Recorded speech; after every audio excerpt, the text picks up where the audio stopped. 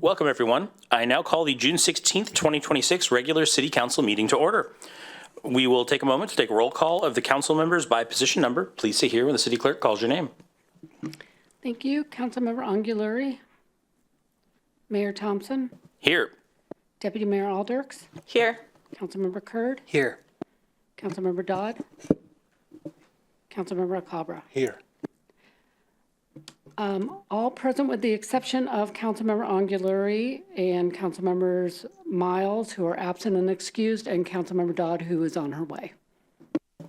Fantastic. Thank you. First up is meeting agenda approval, and inside of that, the city manager review of agenda. City manager.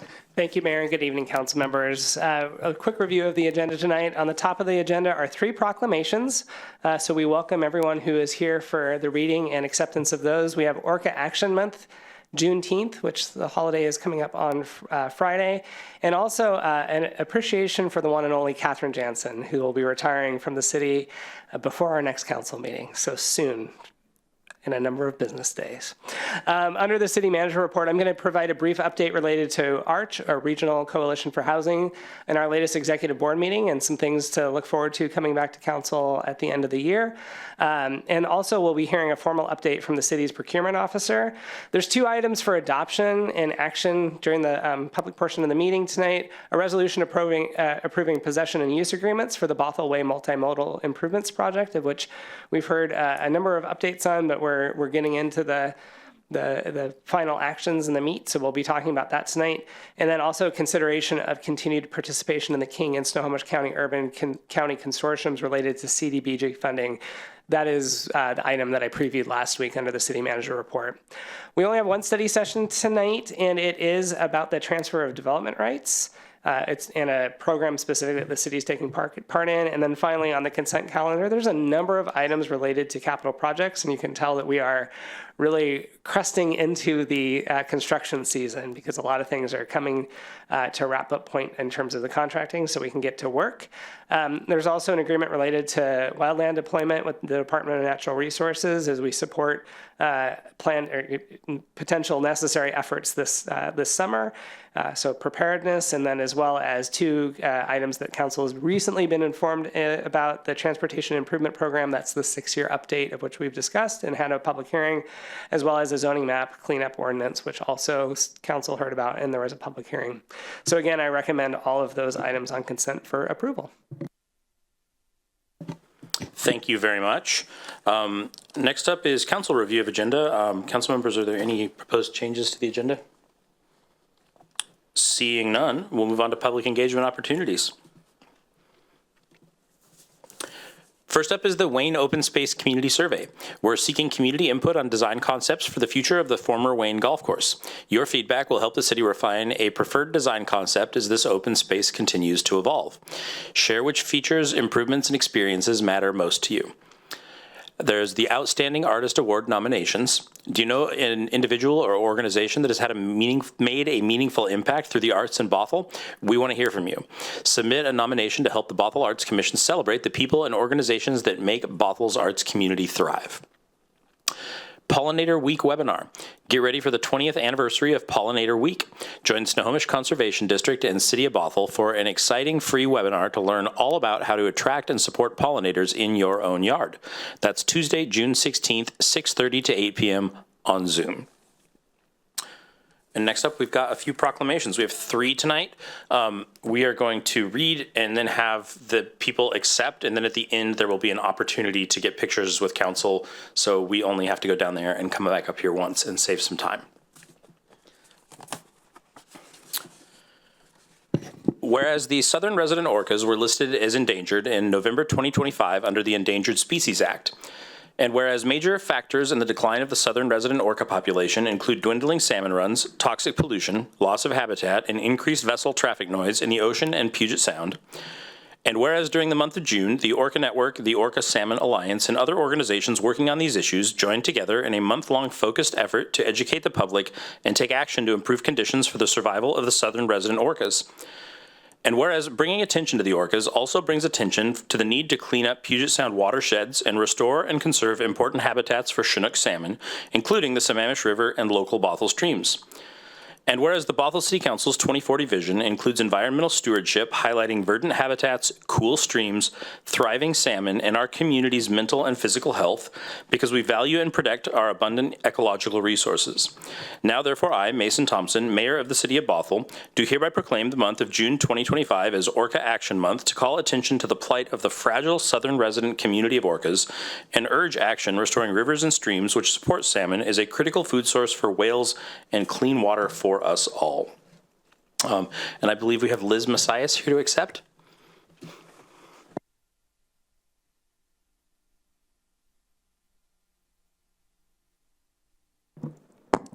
Hello. Can you guys hear me? Oh, thank you. All right. Good evening, council members. My name is Liz Macias. I'm a field technician for Whale Scout, a local nonprofit based in Bothell. Our mission is to engage communities in actions restoring salmon habitat for endangered orcas. I have been with Whale Scout for a little over a year now, as I first began as an intern and was offered a part-time position. During my time, I've seen this organization grow in so many ways. They have taught me what it means to be a true steward of our lands and that nature takes time and patience. However, I think the biggest lesson I have learned is that it takes dedication. I have witnessed firsthand through many volunteer events and hours out in the field what true dedication looks like. It has taken many shapes and forms. For example, the 2 volunteers who willingly took time out of their busy work schedules to come and pull bindweed with us, even though many of their coworkers decided to cancel. Or our many returning Saturday volunteers who find joy in creating a better environment for our Bothell community. It truly amazes me how we created a space for people to feel dedicated to a cause that they can resonate with and want to keep volunteering. It brings me comfort knowing that the Douglas fir I planted in the fall will be taken care of for years to come by this community and their collective dedication and love for the environment, as well as a collective understanding that our actions today shape the future we wish to see and the animals we want to protect. Although I'm not originally from Washington, I've lived in Bothell for most of my life now, and Bothell to me feels like home. I'm grateful to be in a position where I can give back to my community by making it a better place. And by being a field technician for Whale Scout means that I have the opportunity to extend my gratitude to the rest of my community and to our orcas. Orca Action Month is a regional effort to draw attention and take meaningful actions to recover endangered southern resident killer whales and the salmon they depend upon. This year's theme is Orcas Can't, But You Can, highlighting the importance of collective action and the impact you can make as a voter. We really urge people to take action in a way that is meaningful to them, as orcas can't vote, but you can. There are many ways to get involved in Orca Action Month in June. The website orcamonth.org lists events and actions where everyone can participate. Whale Scout is also regularly hosts community habitat restoration events in partnership with Bothell Parks at the former Wayne Golf Course. We also have really exciting community education events coming this summer, so check out our website for more information. I want to thank City Council, staff, and our community to their dedication to recovering and stewarding endangered species and the ecosystem we live in together. Thank you for your leadership in addressing climate change here in Bothell, reducing stormwater runoff, and protecting tree canopy coverage and open space throughout the city. And thank you for listening. Thank you. All right, next up, we have a proclamation for Juneteenth, and unfortunately, Councilmember Miles was unable to make it tonight. She was going to read this proclamation, and I will do so in her absence.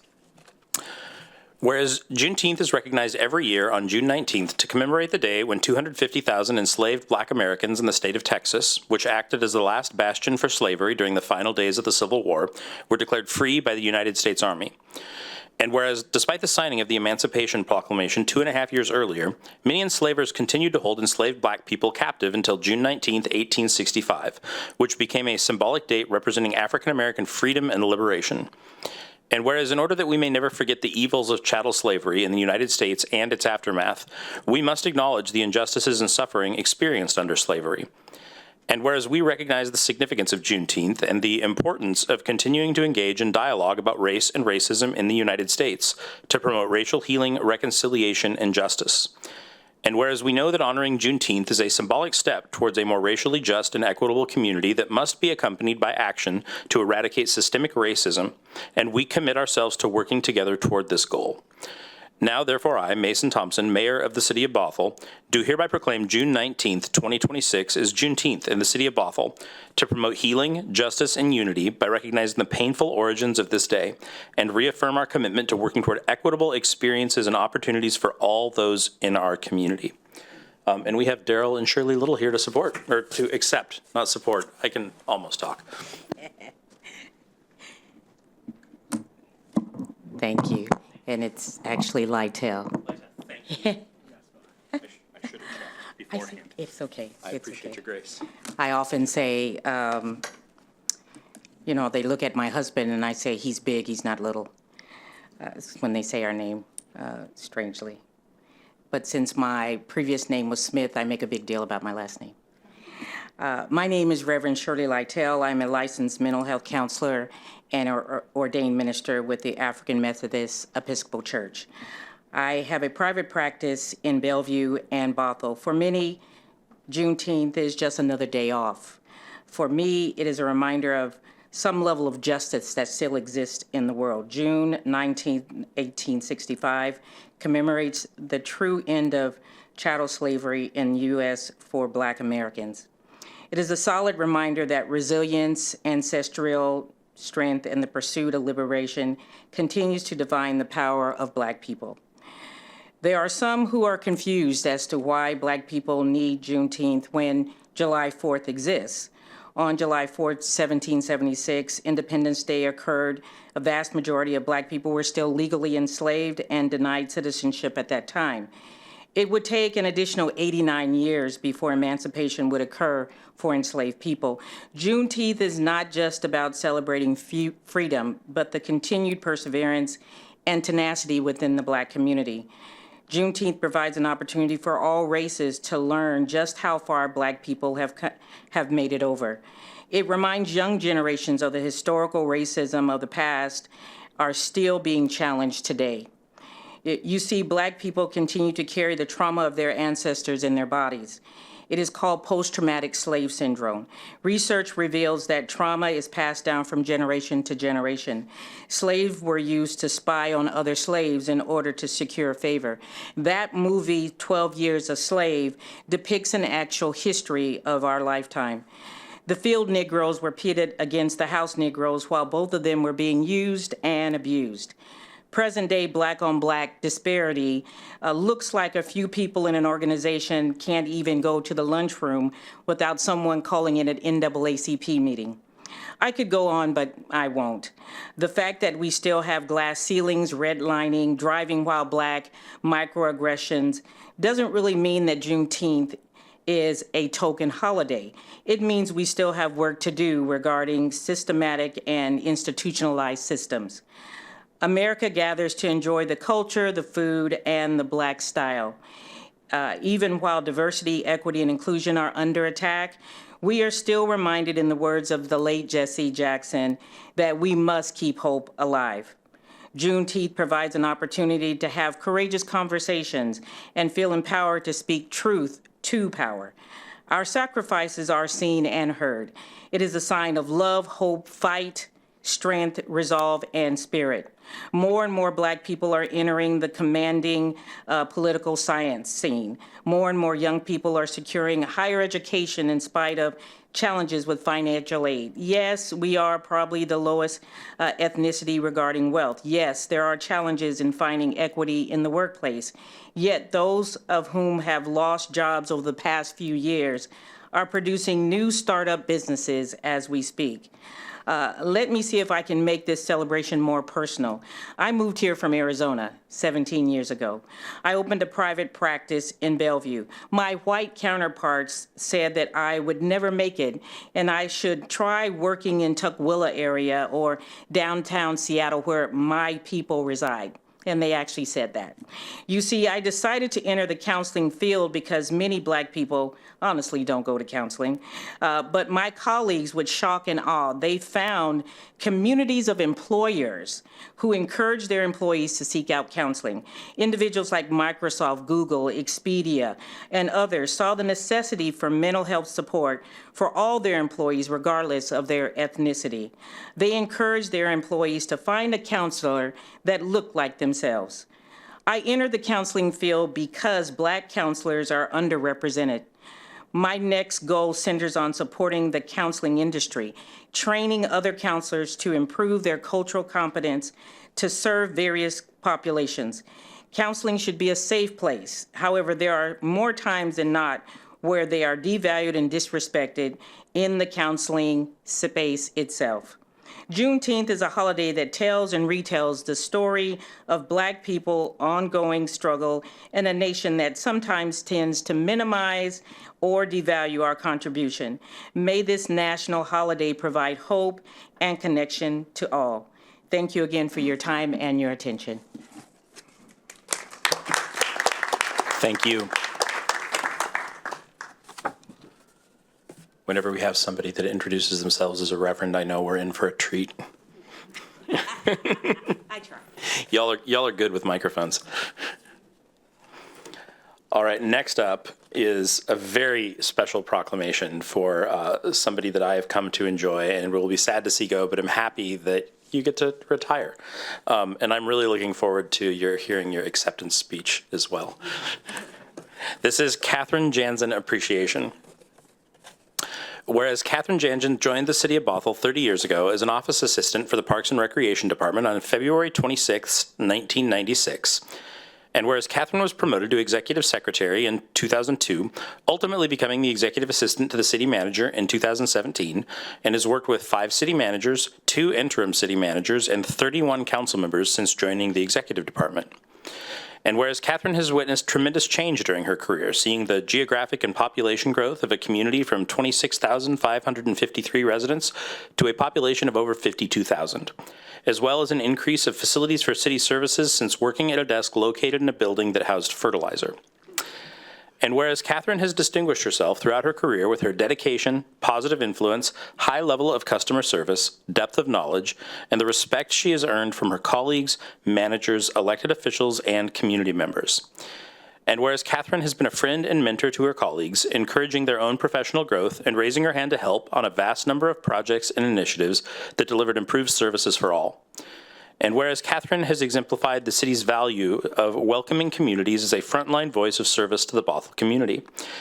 And whereas Catherine's tenure lasted more than a day, but not quite a lifetime, and as we wish Catherine the best in retirement and all the enjoyment in life's next chapter, we hope Bothell will remain a place that feels like home.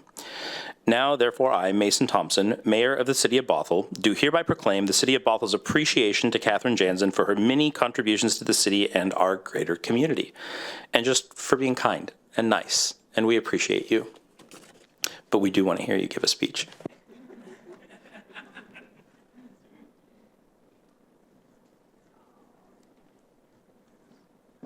I want to be like, you need to push the button, but I figure you probably have that figured out. Thank you for coming tonight. Thank you very much. I appreciate it. Mayor, well, get comfortable because I have had 30 years to prepare. I have notes. I have notes. First of all, Mayor Thompson, thank you very much for that proclamation and your kind words. I appreciate that very much. It has been a blessing to serve the city for most of my career, and I am grateful for the opportunities it has provided me. I especially thank the council for hiring City Manager Stannard 4 years ago.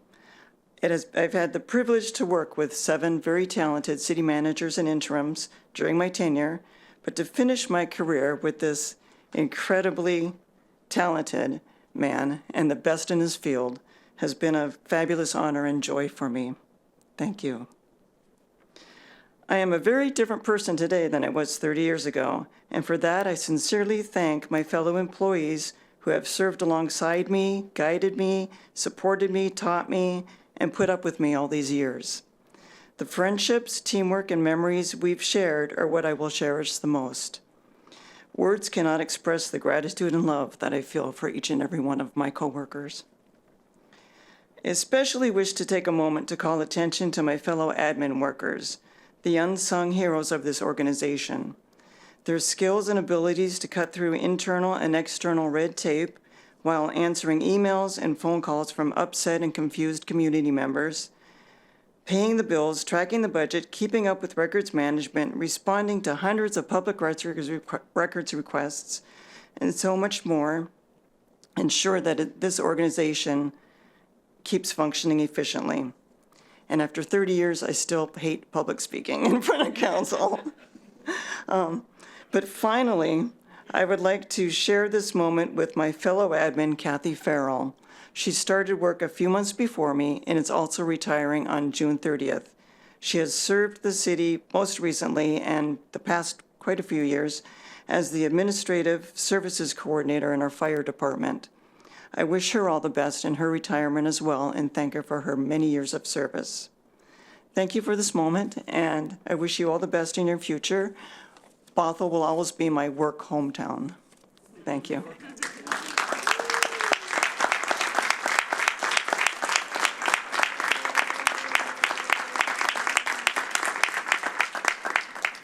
And we are happy for you, and we will miss you.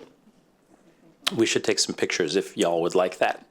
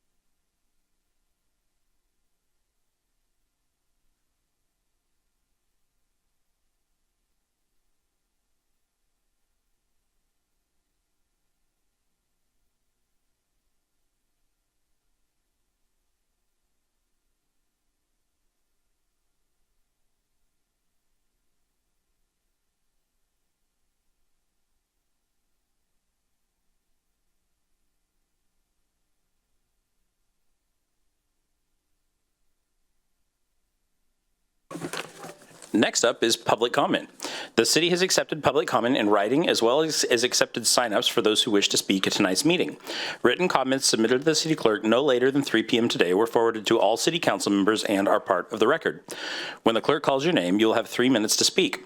Please note that council will receive your input, but we do not engage in discussion of these topics. Staff will make note of items requiring follow-up. City clerk. Thank you, Mayor Thompson. We do not have anybody signed up to speak this evening, nor do I see anybody online. However, if there's anyone in the audience who does wish to speak, please step to the podium, state your name for the record, and you will have 3 minutes.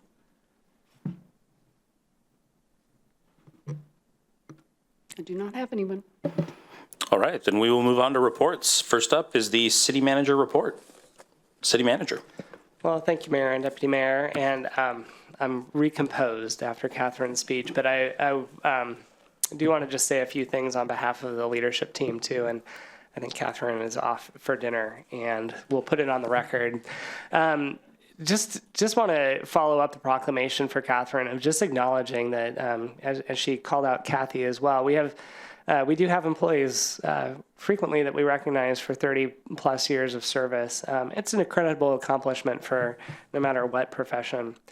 It also means that for most of us that are here, we don't know what it's like working at the city without these people. And we certainly don't, I think, speaking for council too, right? We haven't had an experience of what Bothell is like without Catherine. I know when I joined the organization, she mentioned it 4 years ago, this very day. I knew coming in just from email exchanges I had with Catherine and the questions she was asking me before I got here that I was going to be better equipped to do my job because of her leadership and experience and the knowledge that she brings. She's been a confidential advisor and someone who has observed many leadership decisions over the past several years. You heard the 5 city managers and 2 interims. So she had perspectives that were invaluable to me. She brings a calm presence to the office, and when she speaks up about a problem, people stop and we listen. One thing that doesn't get noticed very often, but I've really admired about Catherine, is that in the absence of a clearly defined go-to person to take something on, Catherine has regularly volunteered to step in and give something new a try. You'll recall in September when we unveiled the council priorities dashboard. That was a situation of where that was something that I was asking for, and Catherine finally was like, you know, I've never done this, but I'm going to figure out who can help me. And she took that on because she saw the importance to me because it was important to the council. So with her strengths and abilities, the things that she tries to do often get accomplished. Retirement's a happy milestone to reach, and we're all going to be happy for Catherine, despite missing her frequently. You saw it tonight, her partner and bodyguard, Joe, was with her tonight, and I also want to thank Joe for being great support to her and for the city over the years, and making sure that she had what she needed. And the fun fact about Joe, too, is he's also a French-trained chef who sometimes would experiment on recipes and knew that there was a city manager here who particularly enjoyed a good breakfast burrito from time to time and would whip up a batch. So I'm thankful for Joe. We'll miss him too. So we wish them both well on their new adventures, and glad that they'll be able to find their way back home to Bothell anytime. With that, I have one quick update, and then also we have a staff report tonight, and I'll welcome Burzmal to come to the table and bring her presentation up while I give this update. The first update I have is I don't often provide Arch Executive Board updates, but there was a couple of key things that came up recently at our executive board meetings, which is made up of city managers and administrators and or planning directors from the cities that are part of Arch. First of all is that we did adopt a recommended 27-28 budget and work plan just at our last couple of meetings. We do this a little bit early so that as cities are preparing for their budgets, we can incorporate in and not have any oops or updates to have to work in at the very last minute as councils are considering your budget. There's a modest increase in this year's budget. There was some conversations about further increases. It's one of those things where sometimes success brings on challenges, right? And so the more units of affordability that are produced in the market, the more overhead there is in terms of making sure that rules are being followed and they're going to the right places. And we're right on that edge of where some further investment of monitoring is in place, but we're gonna go into the next year with just some minor increases for workload, but not any new positions. So it's just something to keep an eye on, and the board is going to continue having conversations about that. On a positive news, too, we also discussed the 2026 Housing Trust Fund allocations. As you'll recall, the city does contribute to this every year, and then most recently in the last funding round, the project from Bothell United Methodist Church and Bridge Housing was awarded $1.5 million. For this upcoming year, the total allocation across our region of ARD cities is approximately $7.6 million in funding, and the call for that funding round is going to be released here very shortly. So you may see that on social media. Arch is getting a little more open about using different tools to get news out there. And our audience, though, is very specific. One of the things that the executive board did vote on, too, is that there's always some funding priorities that we look at around the region and different things. But in particular, in this funding round, we are specifically looking to prioritize housing needs at the 30% and to 50% AMI range. So really looking to help fill that range of category. And you'll be seeing a recommendation come by the end of the year of where things landed. Now, the last thing I wanted to just note to you, because we've had several volunteers from Bothell over the years that have been part of the Citizen Advisory Board or Community Advisory Board, later titled, that has helped prioritize within those funding categories. This year we are trying something new and have formed an Eastside Investment Committee. The CAB function was a difficult one to fill. They were looking for a variety of people with both lived experience and investment experience and different things. And it was a pretty large group, and so quorum was often difficult. And if you think about it, the funding round then is very compressed, of where anytime you have a body of people who are appointed for a number of years, but really their action is between the months of September and November, and there's a lot to do in that short period of time. Keeping people up to speed and engaged is difficult. We're piloting this Eastside Investment Committee, which is a smaller group of 7 to 8 people, and do come from more expertise in housing finance, development, operations, asset management, and support services related to affordable housing. They're trying that. It opens up more opportunities to meet during different times of day as well, because most of our volunteers were employed in other fields. And we're giving this a try this year. The recommendation will still come to the board, and then the board's recommendation will come to councils. So we feel like it's a fairly safe risk to take to try. But I also want to note that if this was to continue, we do have the CAB process is stipulated in an interlocal agreement. And so a change would need to get ratified by each of the city councils. So we're going to try it. We're going to monitor how things work, and you'll see the results of the work of this board coming to council. But wanted to preview that for you. With that, we're going to turn things over to, as I mentioned, we have one staff report. And just as I transition into it, I'm going to introduce Berzamal Smith, our citywide procurement officer. Council, you might recall that the 25-26 budget included a new position, and that was the procurement officer position. As we prioritize different positions, Berzamal started with us in September of last year, has been working with staff and key department stakeholders to modernize our practices, improve internal controls, and identify further opportunities for improvement, and really strengthening the city's procurement process, and also giving opportunities for more people to find contracting work with the city. We've had some pretty significant progress made in these few months, but we know that there's a lot more to come. And then I'll also just give a little bit of background too of Laura Hathaway, our city clerk, is getting a good reputation for identifying talent. We had a number of Laura hires in the room today for Catherine's proclamation and working the meeting. But Berzamal originally was a city clerk's office staff member, and then moved on to other roles, and also to pursue higher degrees, and has come back to the city as a former employee and now current employee with a new area of focus and a new area of expertise, and we're thrilled to have her. So with that, I'm going to turn things over to Quan and Berzamal to talk about our procurement process. Thank you, City Manager. Good evening, Mayor Thompson and members of the City Council. Tonight, I'm joined by Finance Director Quan Wong, in case if there are any additional questions.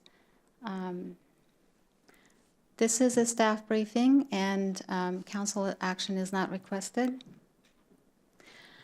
Tonight, I'll provide a brief overview of procurement and contracts updates and what we have been working on for the past several months, and next steps for 2026, and priorities we'd like to achieve until the end of the year, and also answer any questions that you may have.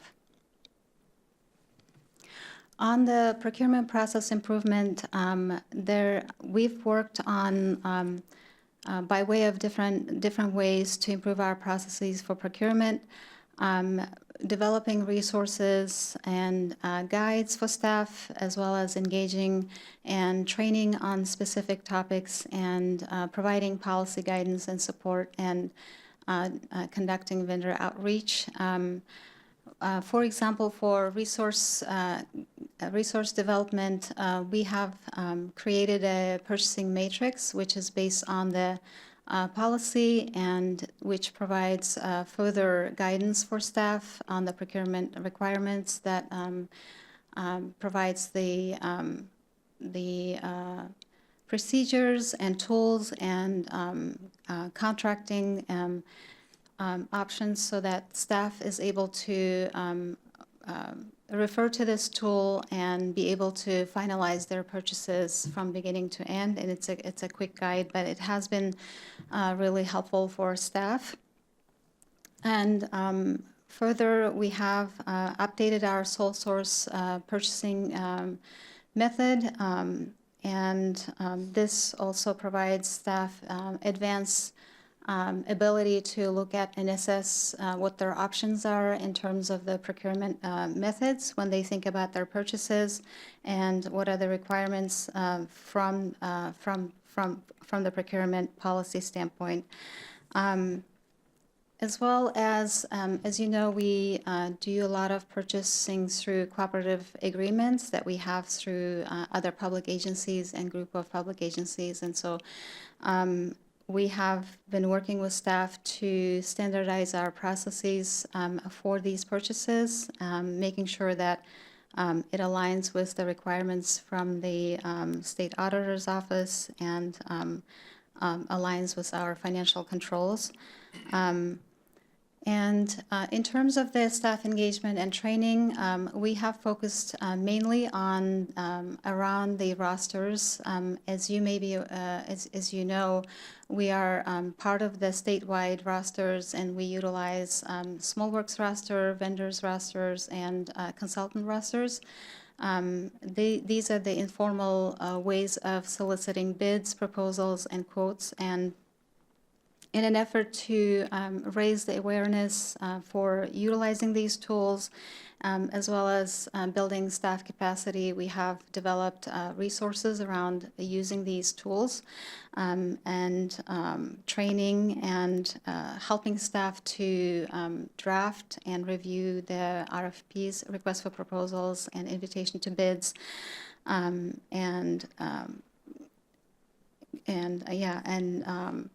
going through the whole process.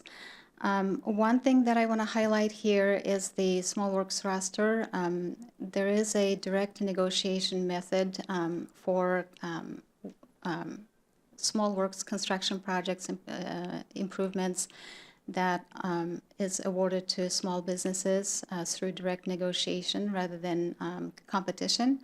And so for this, state has specific requirements that need to be in place before we can utilize this, and so we have met that requirement. We've built in the utilization plan, rotation plan for this, and providing successful ways for staff to be able to utilize this method. And I've seen a lot of the staff across the city be interested in this option, and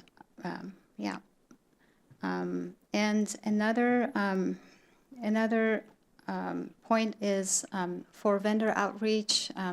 We have worked with communication staff to reach out to vendors specifically for the rosters to have the businesses in the community to be aware of us using this tool and be able to register and participate in the public contracting. The rosters is annual registration, so we want to invite the businesses back and invite more new businesses to sign up. Currently, we have around 3,500 vendors, consultants, and contractors in our rosters.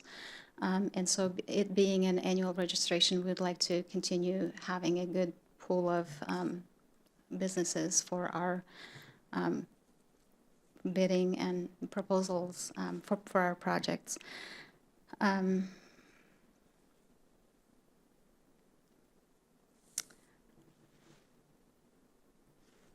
So a lot of the procurement activity then leads us to signing contracts. And as you can see on the left, the contracts in the past 3 years have gradually increased in numbers.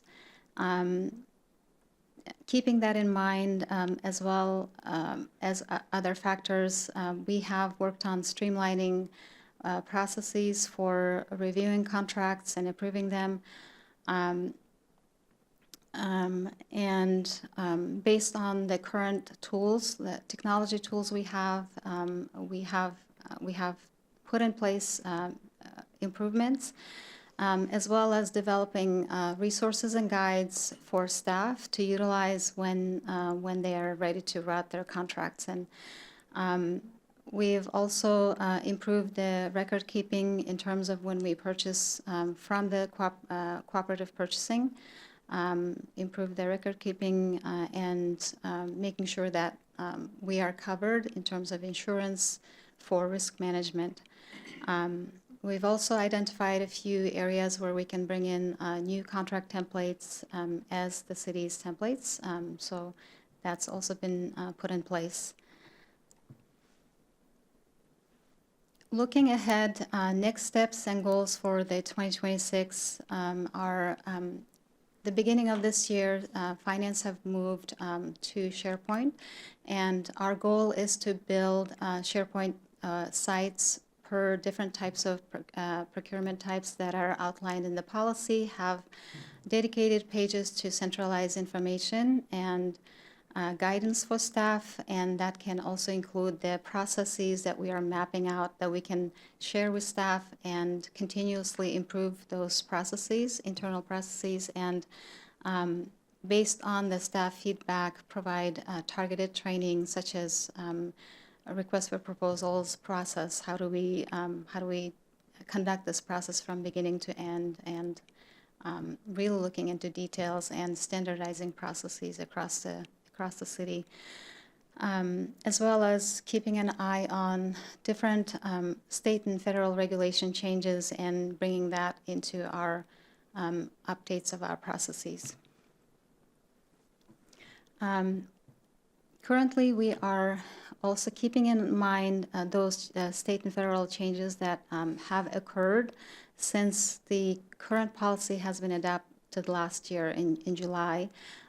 We do have a couple of updates that need to be incorporated into the new updates to align our policies with those changes, as well as addressing some of the adjustments that possibly need to be made in the thresholds to reflect inflation changes, and possibly make or propose minor changes to our procurement policy to improve operational efficiency. That's all from us. We're open for questions. Councilmember Curd. Thanks. Thank you for the presentation. This is a very niche topic, but it's one that I'm really interested in because I want to make sure that the partners that we have in the private world see us as a good partner to work with, and that we can continue to secure competitive bids from the industry for any project that we're looking at. So I'm wondering about, you mentioned that we have thousands of potential people on a roster, businesses on a roster, and some of these rosters are like regional, they're not our roster, but is there a possibility of extending the roster to be a biennial process to sort of match our budget timeline too, or is that just creating more work to do a biennial roster rather than each individual year? So the rosters are actually based on the statewide roster, but what it means is that the businesses will select Bothell to work with. So 3,500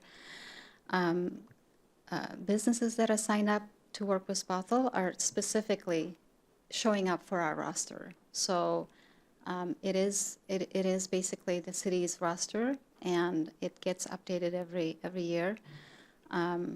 So it's sort of outside the budgeting process. It's basically like annual roster list that businesses sign up as they are interested. That makes sense. Yeah. Thanks. Then I've noticed since before you were working in your position, so this is not a reflection on you, but just that we're a growing city. There have been a number of rebids that we've had to approve. And whenever something goes to a rebid, I think of all the process and the time that was lost having to bring it all the way up to council level decisions and then back down to the practitioners on the ground, and just thinking about the time that could have been spent implementing a project rather than going through process. So what you're doing is really important, and I'm hopeful that you have ideas or have been engaging in process improvements like debriefs when we have to sort of reject all bids for a reason, whether it's on our end or the bidders just weren't responsive. I'm wondering if you have kind of an ongoing lessons learned, or do you do sort of a debrief with the staff that were involved with putting that bid together? I have, because it's a decentralized setup for our city as a procurement, I haven't been deeply involved in certain departments' processes, internal processes, but that is my intention and plan for this year, to be more closely working with departments and learning internal processes. And I do have lessons learned record that I keep record of, and so we will address those. And this is part of making our processes more standardized, more efficient, and we learn from what happened and address those specific areas. That's great. Yeah. I'm so thankful that you're working with the city, because we have so many vendors, we have so many bids. So I'm glad that we're sort of centralizing this stuff. Thank you. Mm-hmm. Councilmember Dodd. Thank you. Thanks for the presentation. I wanted to check for the Small Works roster. Is that the MRSC Small Works roster? It is. Okay. So I obviously don't work with this in my day job, but I know that NPRSA has had a lot of luck using the Small Works roster, and being on that board is where I heard of it first. So if anyone's like, how did she know that? I'm cheating. But I really like the idea of getting more local businesses to join that. I think that that's really, like, that alone, like, welcome to the city. Thank you so much. But I really love this. And since I was thinking about NPRSA, I am wondering, so we have the interlocal agreement where we, and I'm going to say this wrong, and I'm going to look at Kyle and he might correct me, but where we hire staff that we loan to them for a fee, and then they staff NPRSA. Do we share best practices like the ones you're developing with them? I love a best practice. I just don't know if we would go that far in the sharing, but like in my mind, it can't hurt, but I wasn't sure what the process was there. Yeah, I have been in talks with the program manager for NPRSA and learning from them, and whenever they do a different type of contracting, I have been talking with her of saying, can I get involved and learn from your processes for us as well? So yes, that is in my mind, and we are talking together of how can we learn from each other. Also, this question came up because we were talking about, can they use our contracts, and so we've built relationship and trying to learn from their processes as well. That is wonderful. Thank you so much. And I should say welcome back to the city. Thank you. Really appreciate it. Thank you. Councilmember Alcabro. Thank you, Mayor. Thank you so much for taking the time. It seems like you did just a little bit over the past 9 months. I'm just kidding. It's a lot of work. And it's a lot of work it's like, public works, streets, sewers, and all these things that people take for granted. But within an organization, having come from worked at a large organization, if you don't have things like this set up, it's going to make a lot of people's lives miserable. And then you have your boss talking to you about it, So thank you for organizing this and setting this up. Really appreciate all the work you did. Thank you. Deputy Mayor. Thank you, Mayor, and thank you for this presentation. Thanks for coming back to Bothell and all of your work and studies that brought you back here. I'm specifically interested in the vendor outreach that you mentioned, especially for, like Councilmember Dodd said, reaching out to local vendors, because if I understand correctly, if they are able to, if the city can help them navigate the MSR, oh gosh, I'm gonna get that wrong. MRSC, yeah, we're not shopping right now.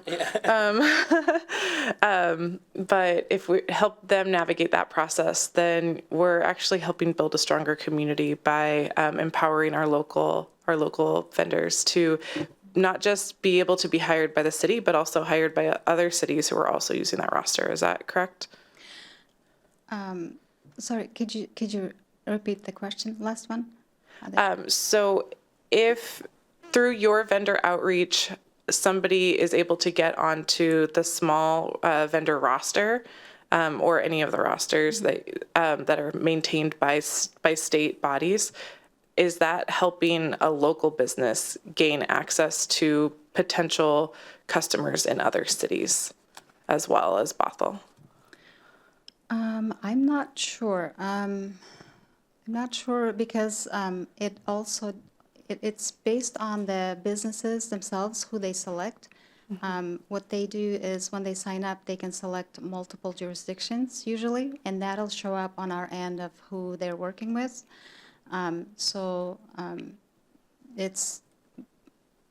We can help them. We can inform them and help them to sign up. I've been talking to staff of if you're seeing your vendors not being on MRSC rosters, then please invite them to sign up.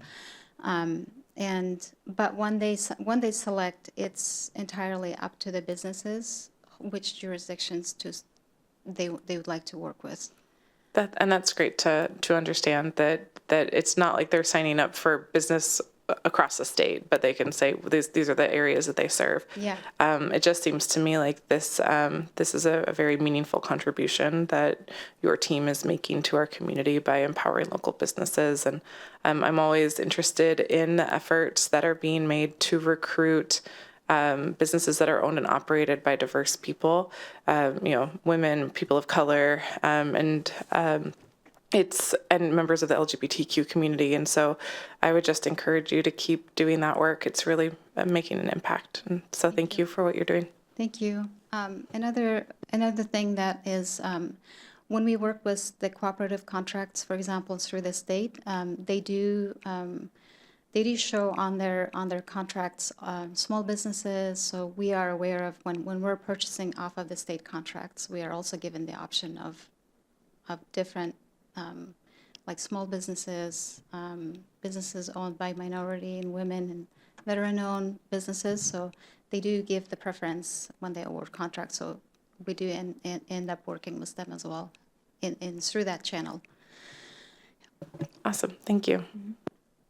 I just want to say thanks, and I really appreciate that this function exists, that you're doing it. I don't know that people watching understand how impactful this is, because everything that we do through the city, most of it runs through procurement, through an RFP. And if we can get those RFPs in front of the right people, if we can, learn how to, look for the kind of people we want to hire for us and how to write something that we can get like really good people for, like that's all really important. And I'm really appreciative of it. So thank you for your work, and thank you for coming here tonight and talking about it. Thank you, Mayor. And that completes the city manager report tonight. I'll turn it back over to you. All right. Next up is council reports and conversations. Colleagues. Councilmember Alcabra. Thank you, Mayor. I just very briefly, I'm still marinating on this. This morning we were at the large business roundtable. Is that the official term for it? Where we had representatives from Life Sciences, Evergreen Hospital, North Shore School District, the space Portal Space Systems. Portal Space Systems, which is very cool. Hopefully they can take me on their next rocket testing. Well, maybe not testing. Maybe once they launch it. But it's we have really cool and organizations and companies that serve the larger, our city, that are in our city, serve our residents and serve the region as a whole, and hopefully the country as well. And when we talk about life sciences as well, and the world even. And it made me think of the connection between how we are extremely fortunate as a city to have amazing school district, K through 12. Then we have great higher learning institutions, Cascadia College, UW Bothell, and then you have those large employers that create this ecosystem, of hopefully we have it's the adjacent role of economic development where it works also with housing, where you have young folks who grow up, maybe go to college, go to schools here, go to college here, maybe start working here, and they need to live here. So, which helps to create this whole ecosystem. And I felt very, I feel like we're very fortunate to have such a, we're very lucky and unique in that we have all those things happening at the same time for us over here. And they seem to be willing to partner with us and have continuous conversation. Thanks to City Manager Ashish and whoever the rest of the staff members who have been conversations with those folks. And they're very, very willing to talk to us because they haven't gotten the same experience from other cities. I'm not going to name names, but they start with the letter Seattle. So so we are very fortunate, and hopefully we can capitalize on that, and they can capitalize on us willing to work with them. So that's just what I wanted to mention. Anything else you'd like to add, City Manager? No, I think it was well said. The combination of themes was very helpful, and housing really it came up in all of those sectors. And just a reminder of when we talk about housing and the challenges that we have and the goals and targets that have been set for Bothell, it can't go stated enough that we're talking about teachers and we're talking about nurses, and as we heard from Evergreen Health, we're talking about primary care physicians. These are individuals who are looking across the country and see the quality of life of our region, but are sometimes the obstacle of moving here is housing. And so as we continue to work on the legislative priorities, the priorities here at home, so to speak, the things that are within our control in housing, it's a good reminder of the voices who are on the other side of that discussion. I don't have anything new to add, but I wanted to add some color to what you're talking about with housing. So I just bought a ticket to my 20-year high school reunion, and we can talk about that another time. But in 2001 or 2002, I was in 8th grade, and my gym teacher at Canyon Park, then junior high, was on the news because the North Shore School District was trying to do a program to make it easier for teachers to buy houses where they worked, because she worked in Bothell and she couldn't afford to live there despite her and her husband both having full-time jobs. I think they were both teachers.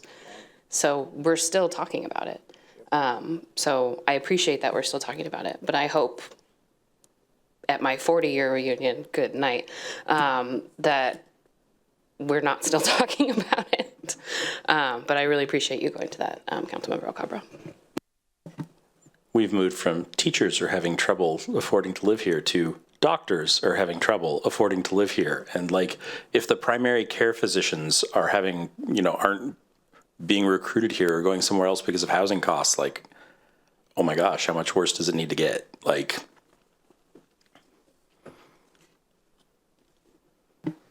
I want to just add a little bit. We talk about schools, firefighters, primary care physicians, but one thing, we have manufacturing facilities here as well, and folks working in the manufacturing facilities also would like to not commute an hour each way, or 2 hours. So it would be good to think about those folks as well.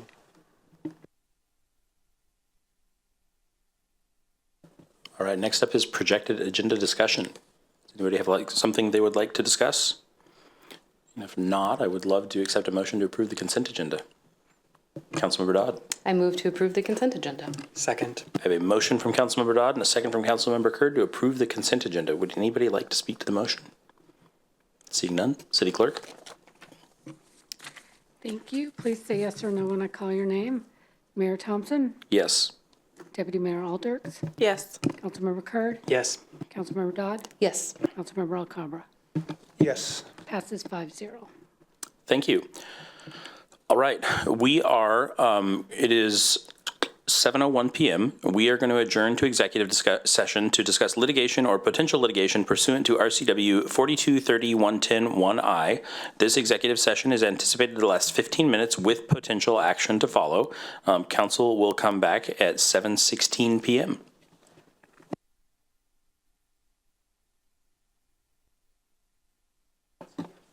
We are going to extend executive session until 7:30.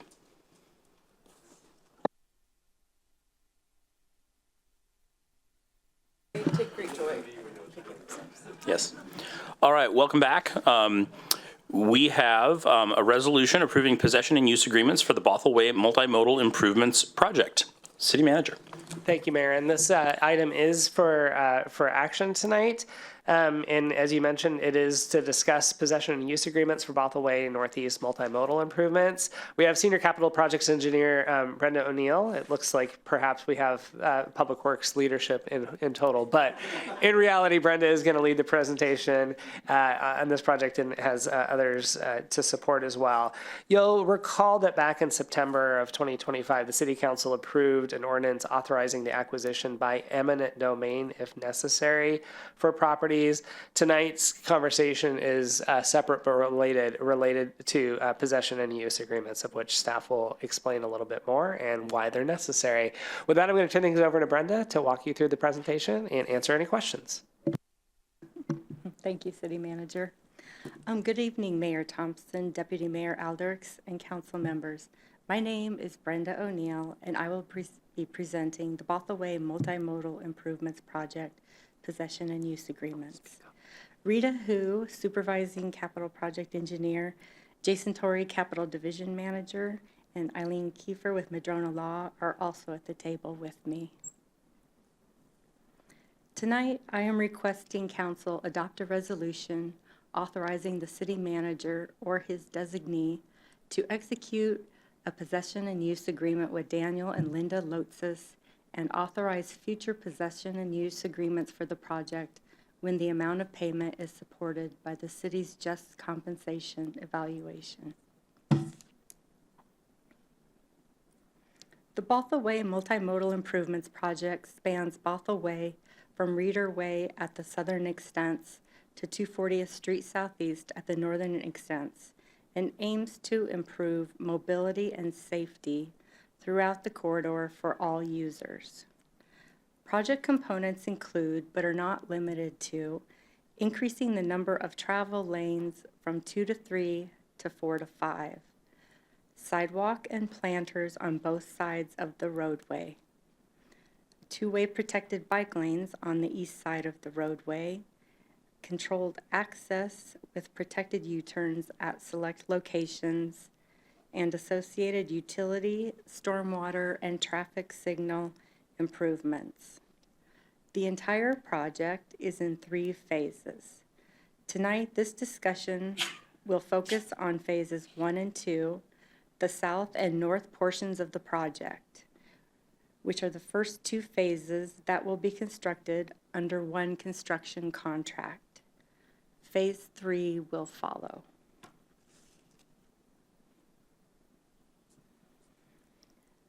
Phase 1 and 2 of the project is currently at 90% design. For right-of-way acquisition, 30 of the 37 parcels are settled or verbally accepted. 7 are currently in condemnation. Phase 1 and 2 construction is scheduled to begin in 2027.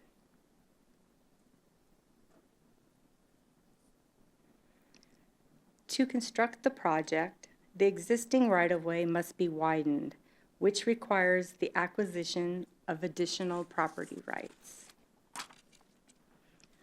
The project has received both federal and state funds. To meet the federal funding obligation deadline of June 1st, 2027, the city must complete the right-of-way certification by February of 2027. If we don't get possession and use agreements and don't make the June 1st, 2027 deadline, we lose $8 million in federal grants. To help the project remain on schedule and meet all funding requirements, the City Council adopted a condemnation ordinance in September 2025, authorizing staff to use eminent domain if necessary. Since then, we have been in constant communication with the property owners and have successfully obtained agreement, including the amount of compensation, with 30 of the 37 property owners in Phase 1 and Phase 2. As we proceed, in some cases, we will agree on possession and use prior to going to court, such as with Lotsis. If that occurs, we pay the property owner the fair market value of the property that the city has determined using an appraiser, and we continue to negotiate on the compensation amount. This allows the city to proceed with the project even while continuing the negotiations. If we don't come to an agreement, the court process will determine the amount. We will continue to negotiate before we get to court, and even as we work through the court process.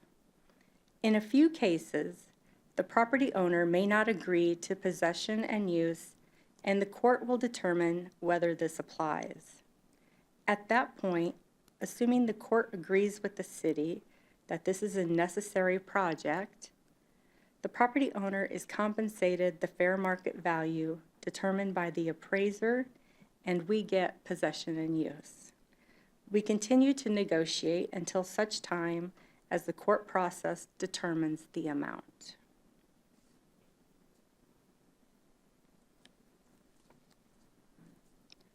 The Lotsis possession and use agreement is in Phase 1 of the project. A final settlement hasn't been reached, and the city is continuing to negotiate with the property owner. By signing the agreement, this will allow the city to obtain possession of the property. Potentially, this could go to court. The property owner is not contesting the right to the necessary property, just what just compensation is.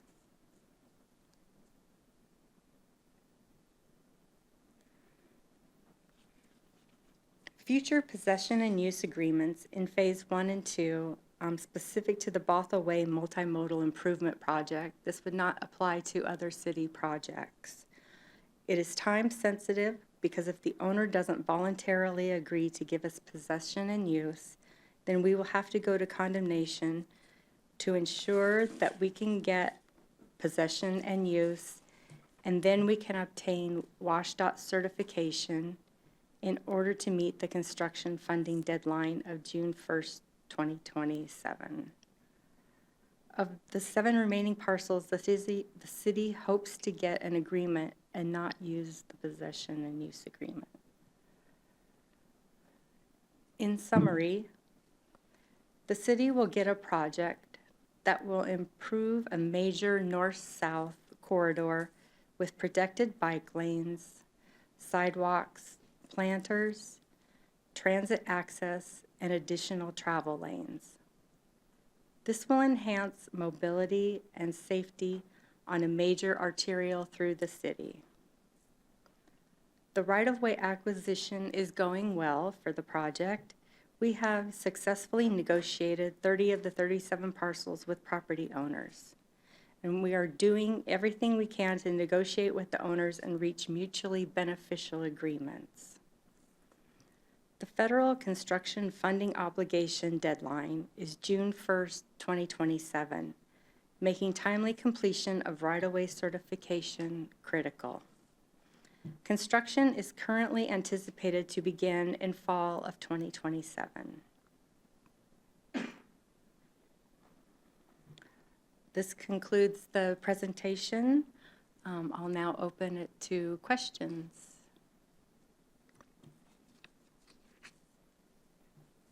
Councilmember Alcabra. Thank you, Mayor, and thank you for the presentation. So just to clarify some things, the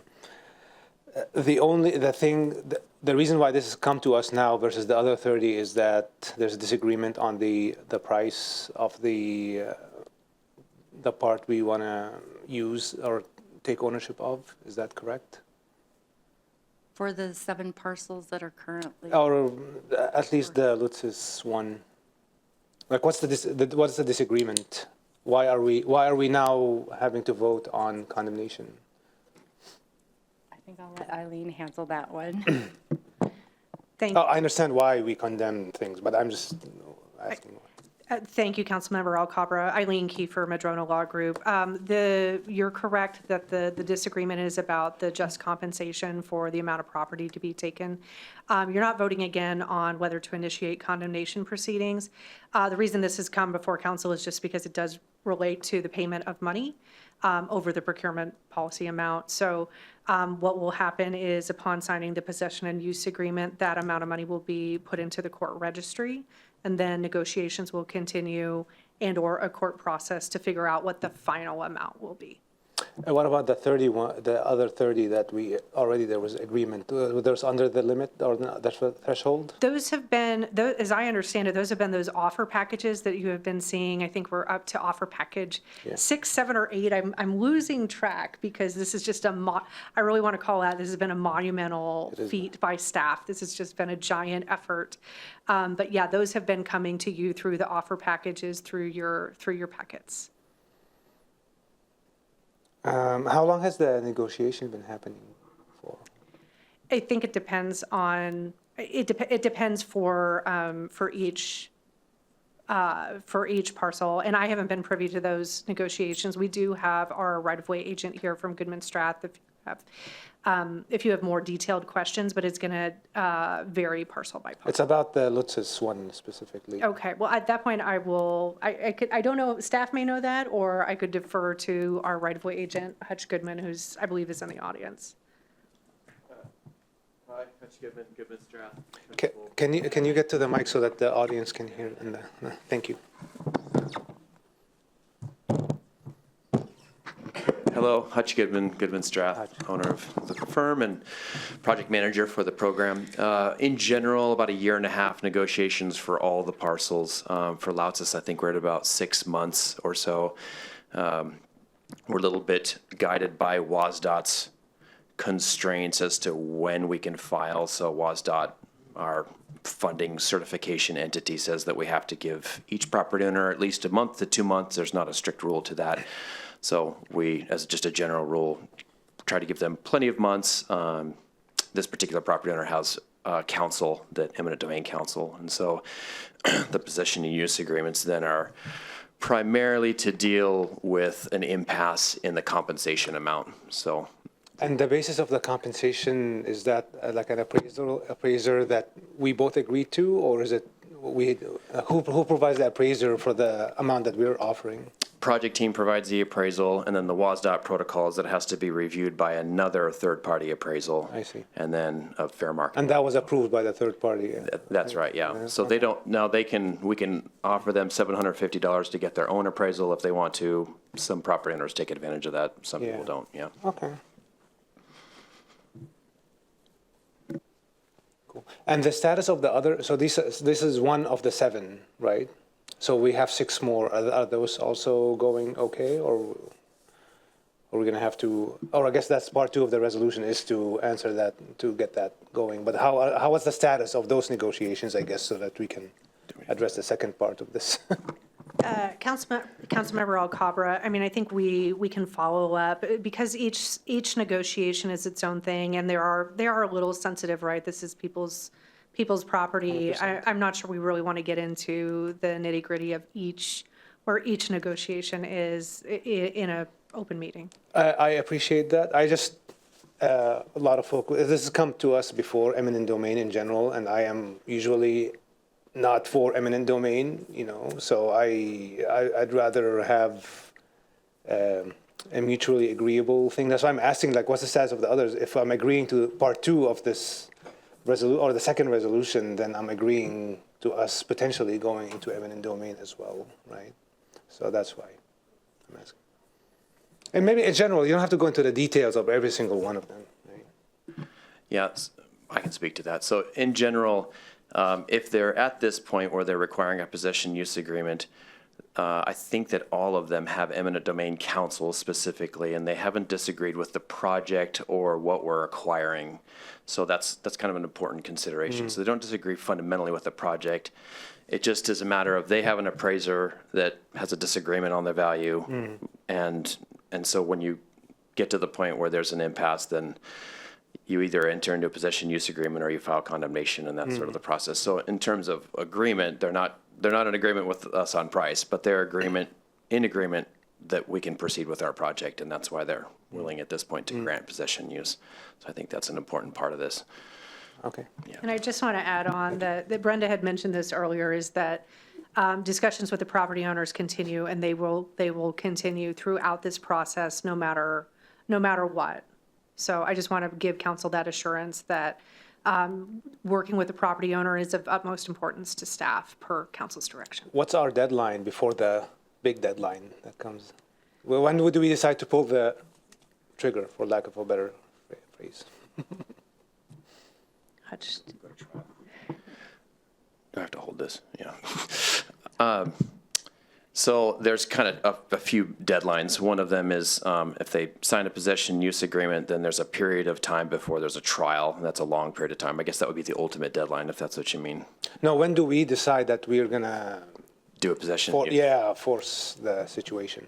Well, usually it's just at some point where we realize, like, hey, we think this is the number and that you think a totally different number. So are you up for doing a possession use agreement? And then we can continue to proceed. And then we move our project based on our schedule, which is driven by what Brenda was presenting for our WASDOT certification. So that's the big driver here, is we have to make our certification deadline. We're trying to file in October and hit it in January. So that's what kind of motivates all right, I think we've talked about this enough. Let's see if we can just move forward with possession. Thank you.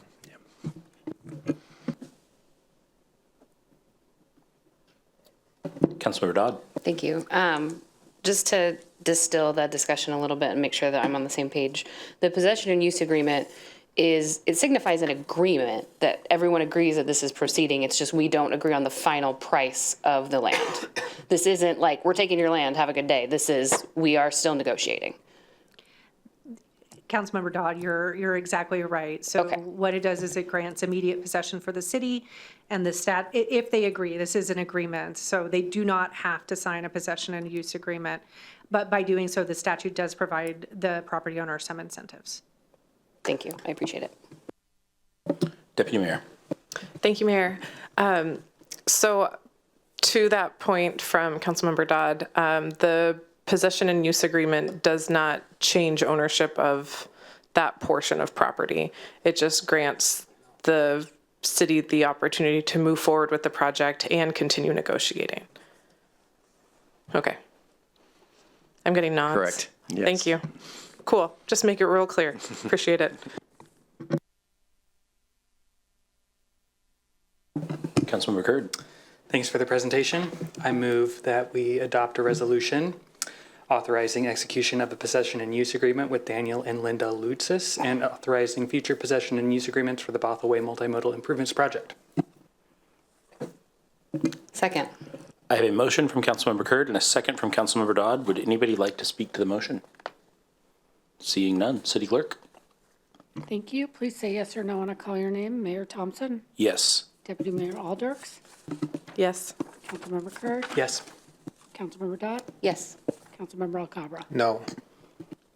Passes 4-1 with Councilmember Alcabra dissenting. All right, next up, we have a new agenda bill for King and County and Snohomish County Urban County Consortiums. City Manager. Thank you, Council. So as noted in the agenda review last week, I had a brief preview on an item related to the city's eligibility for community development block grants or CDBG funds through the federal government. And essentially the bottom line of it is that we're coming up on a deadline to continue participation in a county administered program of which the city has been part of due to our population size being under 50,000. But now that we are over 50,000, we are coming up on becoming a entitlement city, which is a designation that will be ultimately given to us through HUD, and we're in conversations with them. But with a deadline approaching of July 7th, we're going to need some direction on whether or not to continue in the county programs or if we would like to administer a program directly from the city. And to walk us through the complexities and ins and outs of that is Jason Greenspan, our Community Development Director. Jason. Thank you, City Manager. Good evening, Mayor, City Council members. Tonight, Council is being asked to adopt a resolution and provide direction regarding the city's participation in the King County and Snohomish County Urban County Consortiums. These consortiums administer federal community development block grant funding on behalf of numerous participating cities in the region. And from this point forward, you'll hear me refer to Community Development Block Grant as CDBG. The decision before you is time sensitive because both interlocal agreements will automatically renew for another 3-year period unless the city provides notice by July 7th, a mere 3 weeks from now. Staff is recommending that the city provide notice of its intent to not renew the agreements so that Bothell can preserve the opportunity to pursue direct CDBG entitlement funding from HUD if HUD confirms our eligibility later this summer. So tonight I will briefly cover a few topics: how Bothell currently participates in these county consortiums, why the city may now qualify for direct federal funding, the advantages and disadvantages of each option, and staff's recommendation and next steps. For more than a decade, Bothell has participated in both county consortiums through interlocal agreements. Those agreements have allowed Bothell residents to benefit from federal housing and community development programs without the city having to administer them directly. However, Bothell's population has now exceeded 50,000 residents, and under HUD regulations, cities that exceed 50,000 in population may qualify as what are termed as metropolitan cities and become eligible to receive CDBG funding directly from HUD. HUD has indicated that a formal determination is not going to occur until later this summer, and the challenge that we have this evening is to decide whether to allow the consortium agreements to automatically renew before HUD actually makes that determination. But, I'm all thumbs this evening. Hold on. Here we go. First, I just want to describe a little bit what CDBG is. CDBG is one of HUD's most flexible federal grant programs. Its purpose is to benefit low and moderate income residents by providing decent housing, creating suitable living environments, and expanding economic opportunities. There are a number of eligible activities with CDBG funding, including home repair and housing rehabilitation, but it typically does not include new housing construction. Accessibility improvements, public facility improvements, community and human services, neighborhood revitalization, and economic development activities. Unlike some housing programs, CDBG gives local governments significant flexibility to address locally identified community needs. The current consortium model right now, King County and Snohomish County administer HUD funding for projects in participating cities. Projects compete through county funding processes, and administrative responsibilities like reporting, procurement, performance monitoring, those largely remain with the counties. And the primary benefit there is simplicity. The city can receive access to CDBG as well as other funding from HUD, such as home funding and emergency shelter grants, as well as other resources without having to administer a federal grant program directly. Now, historically, King County's investments benefiting Bothell residents have averaged maximum $50,000 to $60,000 on average per year, and those have been primarily supporting scattered site home rehab programs and projects throughout the city. And based on our research, the Snohomish County Consortium has not made any recent investments in the city of Bothell. What you see here is a table that shows you some of the different options that are available under the remaining in the consortium, under yellow, and becoming an entitlement community individually in the green. If Bothell remains in the consortiums, that guarantees access to funding. It remains competitive funding. Administrative burden remains low, and project selection is largely county-driven. If Bothell becomes an entitlement community, funding would come directly to the city through a formula allocation. Current estimates estimate that would be approximately $200,000 per year, and the city would have substantially greater control over project selection and funding priorities. But the trade-off here is increased responsibility. The city would become responsible for HUD planning requirements, environmental review, federal reporting, compliance monitoring, and ongoing program administration. So in short, the consortium model does offer simplicity, and entitlement status offers greater funding and greater local control along with greater local responsibility. One thing I just want to add, that after a very late afternoon conversation that I had today with King County and HUD, I learned some details about a potential third option for a consortium joint agreement, where either county could administer Bothell's direct entitlement grant on our behalf, and that would be for a fee. That could reduce our city's projected administrative obligations, but given the time frame that we've been provided by the counties to make a decision, I'm not confident that this joint agreement option with either county is practical, viable, or would really be more beneficial to the city. With that, staff recommends positioning the city to pursue entitlement status if HUD confirms eligibility later this summer. And there are several reasons for this recommendation. First, the estimated allocation of approximately $200,000 is substantially greater than the amount that has historically been invested in Bothell through the consortium structure. Second, direct funding would allow the city to align investments with city council priorities and locally identified needs. Third, it would create a dedicated and predictable funding source for community development activities. And importantly, tonight's decision does not obligate the city to create a new program immediately. Rather, it preserves our ability to move forward if HUD confirms eligibility. If we allow the agreements to automatically renew, that opportunity may not be available again until the next consortium cycle, which would be in 2029 for the period 2030 through 2033. We also anticipate that Bothell projects would remain eligible for home, emergency shelter, and other regional housing and homelessness funding opportunities, although details would still need to be coordinated with HUD as well as with the counties. If council approves the recommendation, staff will provide notice to HUD, King County, and Snohomish County before the July 7th deadline. HUD will continue to review Bothell's eligibility, and staff will work with HUD and both counties regarding the transition process and continued participation in other regional housing programs. Staff will return to council with additional information as HUD provides formal direction, which we anticipate by, I would say, August of this summer.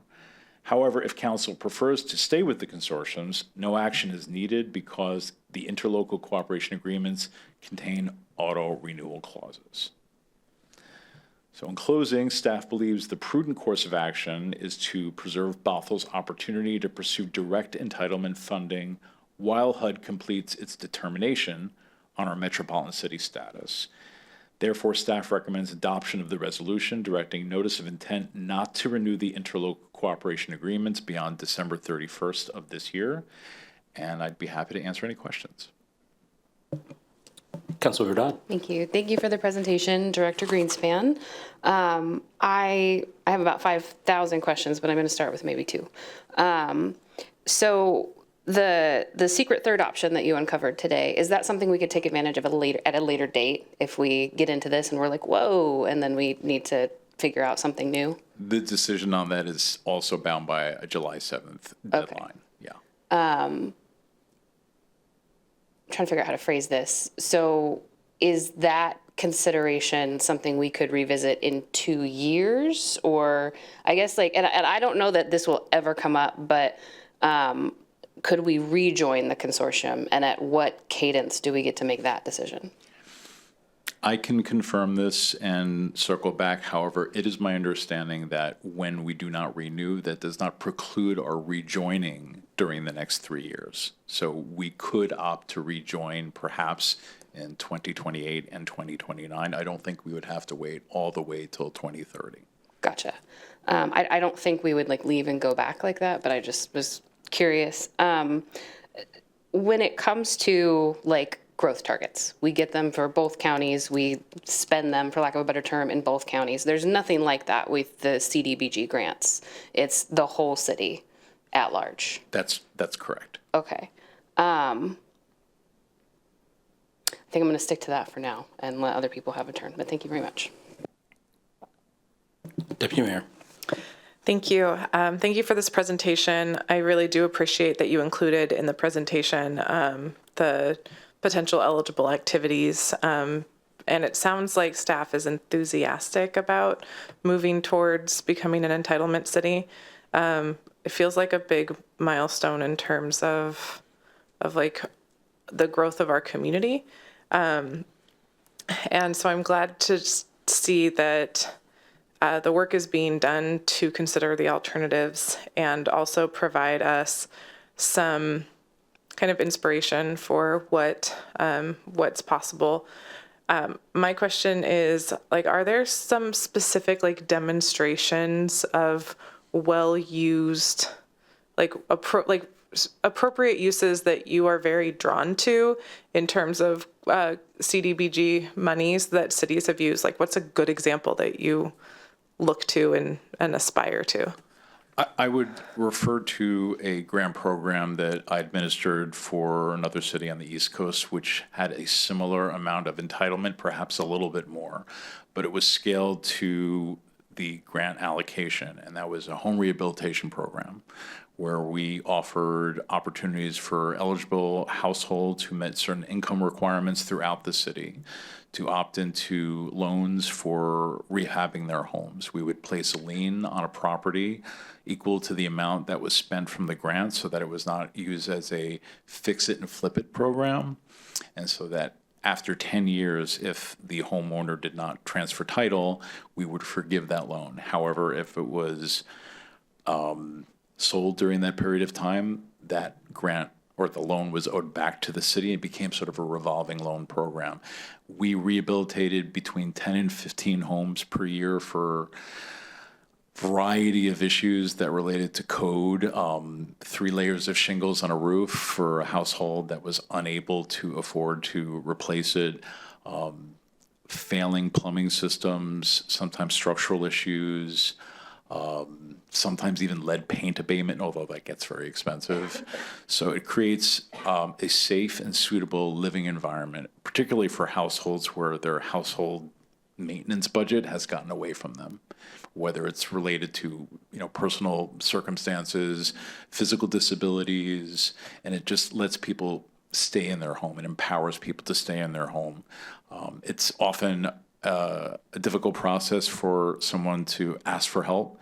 And so we had to create a really open process to make people realize that this is something that they should avail themselves of. And that's a program that the county does run in Bothell. We just haven't seen a real big uptake of that. And I feel like if we did have that option, one of the options available to us locally, we really could do a lot more direct community outreach and decide whether that's something that is needed here.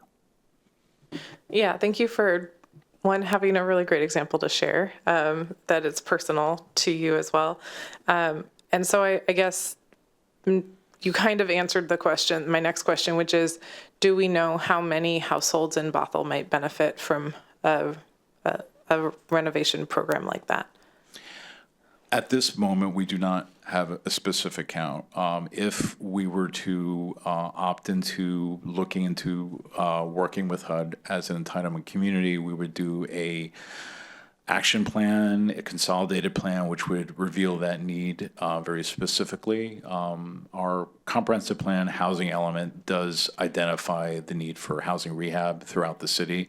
It isn't specific to a particular neighborhood or location, but we know that households are spending an inordinate amount of their household income on housing costs, and this would really provide more flexibility to address some of the most basic needs. And it would not surprise me if the need is high in Bothell. I moved into a fixer-upper. I get it. I think a lot of the older housing stock is getting to the place where things need to be improved. And then you sort of mentioned like what the study might look like. Would that be able to draw from the Human Services Needs Assessment that we've done, or be like a more in-depth version of that? It's exactly what it would be. It would draw out all the demographic information and appendices in the comprehensive plan, the human services demographics that we have, and utilize those as resources to reveal what the needs are at the local level now. Okay, and it's like in the past when we did the Human Services Needs Assessment, we were able to contract with a consultant who led the process of that. Would there possibly be a similar process like that for this new assessment? There could be a similar option. Some of the resources available could be used for consulting services. We would have to look at how detailed the consolidated plan process itself needs to be. In my experience, it has been something that staff has been able to lead for this size grant, but we could look into expanding that to make sure that we're covering all bases. Yeah, just a comment is that I think that being able to have a better understanding of what needs exist within our community is always good information for us. If we are able to get a more kind of comprehensive view of the challenges and struggles that low-income folks are facing, we're more informed up here. And so that isn't necessarily the be-all, end-all of what this project, block grants are for, but I do think it would be a good side effect on the way to being able to implement some programs that we could use to benefit our community. So thank you for answering my questions and going down the what ifs of if we were to follow this process, what it might look like a few steps down the road.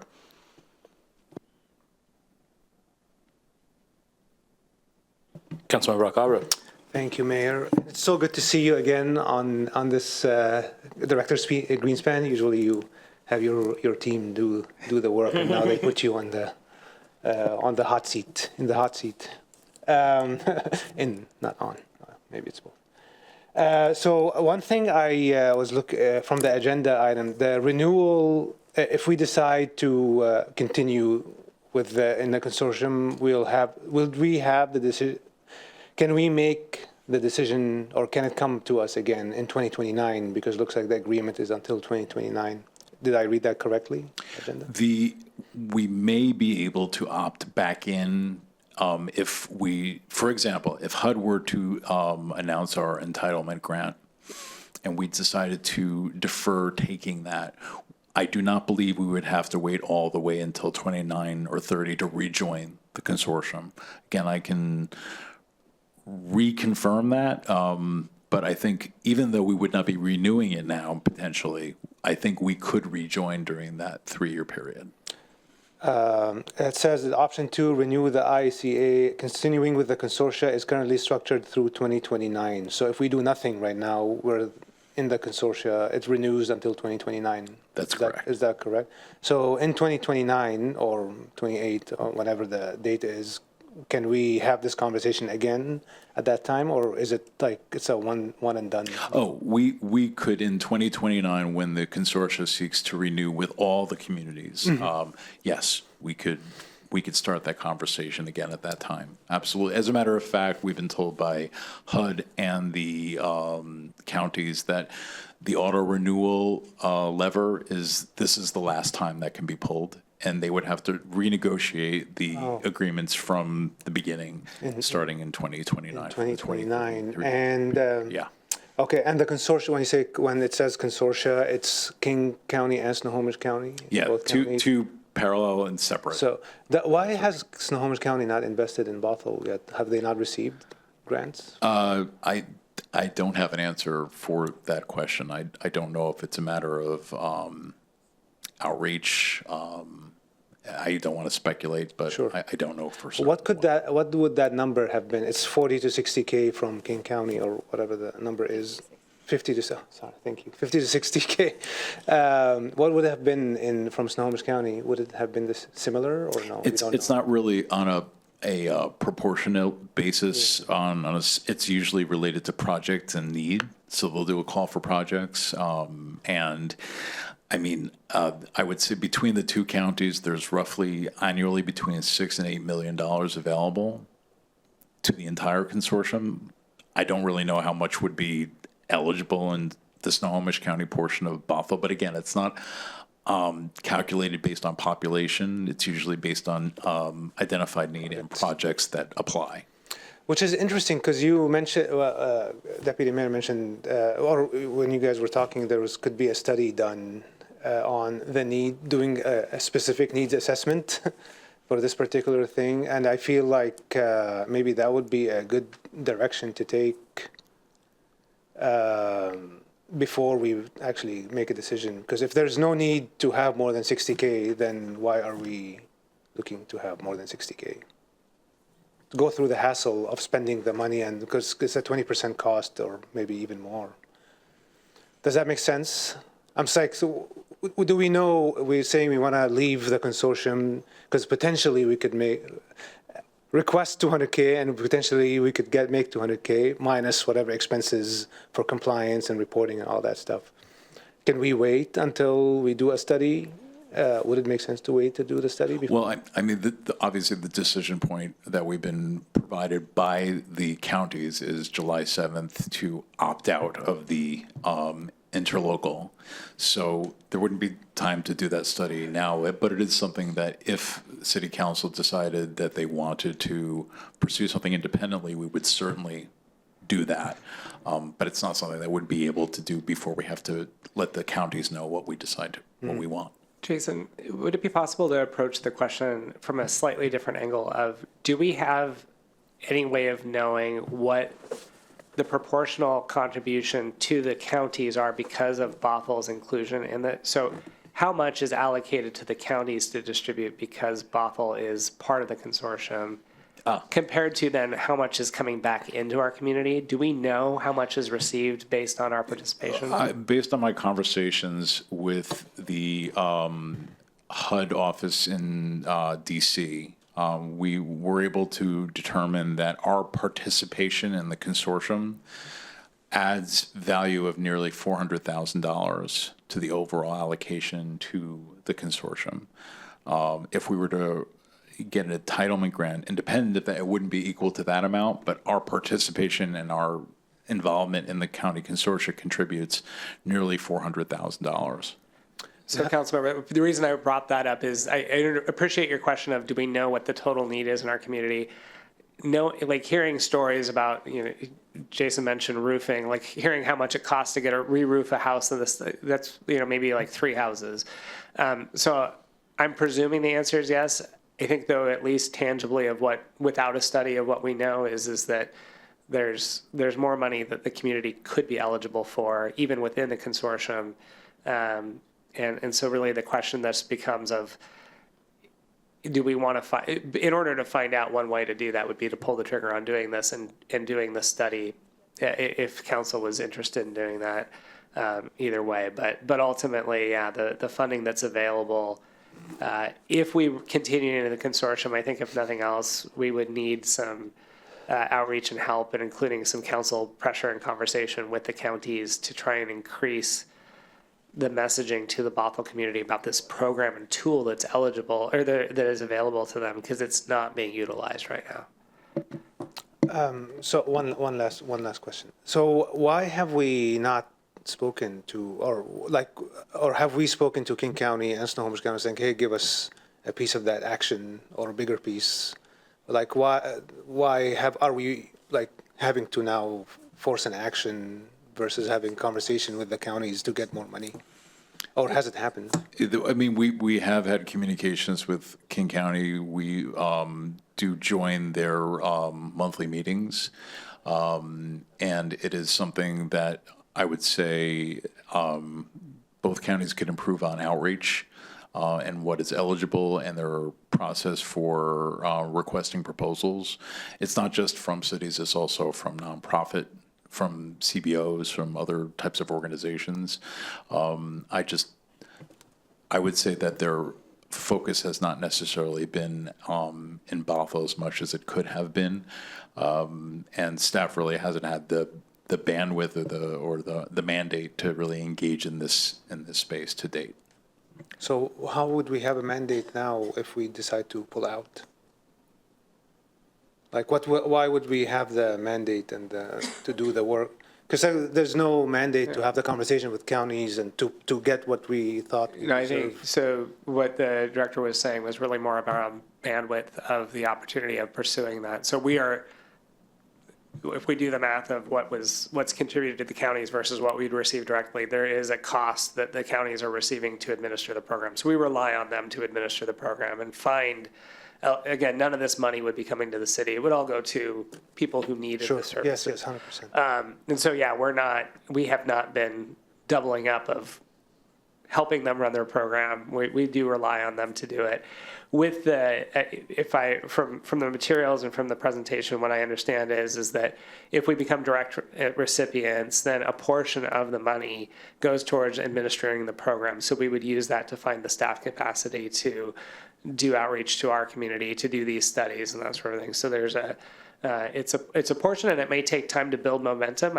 We would not promise that in year one we would see vast increase in utilization, but it gives us the opportunity of doing the outreach directly to our community, as opposed to having two counties who are communicating with two parts of the city, as well as several other communities within the counties. So Bothell just becomes one of the cities that there's outreach to by two different organizations, as opposed to us taking it on. So it's really, I mean, in some ways it's an experiment.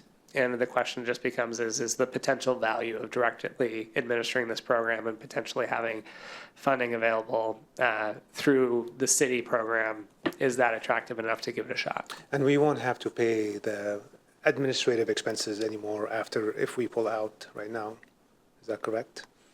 Well, a portion up to 20% of the entitlement grant itself, should we receive that, can be spent to for administering the program. No, I meant to King County and Snohomish County, because they administer on our behalf. We'll save that expense if we decide to pull out, and then we'll just use that money. Well, at present, there's no expense to the city to be in the consortium. Oh. They're receiving their portion from the money that's so contributed they're on just our taking a behalf. percentage, so Correct. just on Correct. paper. Oh, I see. Okay, thank you. Councilmember Dodd. Yeah, I did want to kind of surface a few things. We don't know every need in the city, but we know a lot of needs. The fact that these can be used for accessibility is huge. I think many of us have had parents who've needed accessibility updates in their homes, or in my case, in my home. Ramps are expensive. The thing that gets you up the stairs is, I don't know the name of it, we didn't do that at my house, but the thing that moves you up the stairs, like in the movie Up, is expensive. Like, these kind of improvements are a big deal. And also, I think we've all had different periods of cash flushness and not. And as someone who's been unemployed for a year, like, I am trying to be best friends with my roof right now because I cannot afford a new one. And we have residents who have been and will be in that boat. And the other thing is, as we look at the comp plan we just passed and the growth targets by income bands that we are responsible for making possible, having more access to this kind of money and ensuring that it's spent here and not part of a giant pool that goes all over the county, which sometimes we get some of, sometimes we don't, I think really helps us serve those residents in the best possible way, in the ways that I don't think these county programs could possibly match, because there's more need, broader need all over the two counties. The other thing that's come up with these county programs, so I don't know a lot of the ways that the grants have gone out, but I up in Snohomish County where I live, one of my neighbors, that bomb cyclone thing, something horrible happened to their house. They couldn't live there for a while. It's still under repair. And the only recovery program I saw that came through was actually from Councilmember Perry's office, which is nowhere near Snohomish County where I live. So I couldn't recommend my neighbor apply for it, but we end up with these weird barriers with the county programs too that we won't have in a program for all of Bothell. So I just wanted to put encouragement for us to think about what this makes possible, and the need is already there. If we got, I know this isn't how it works, Jason, so don't panic, but if we got $200,000 tomorrow to help people with, I think we could find a lot of people in the city who need that.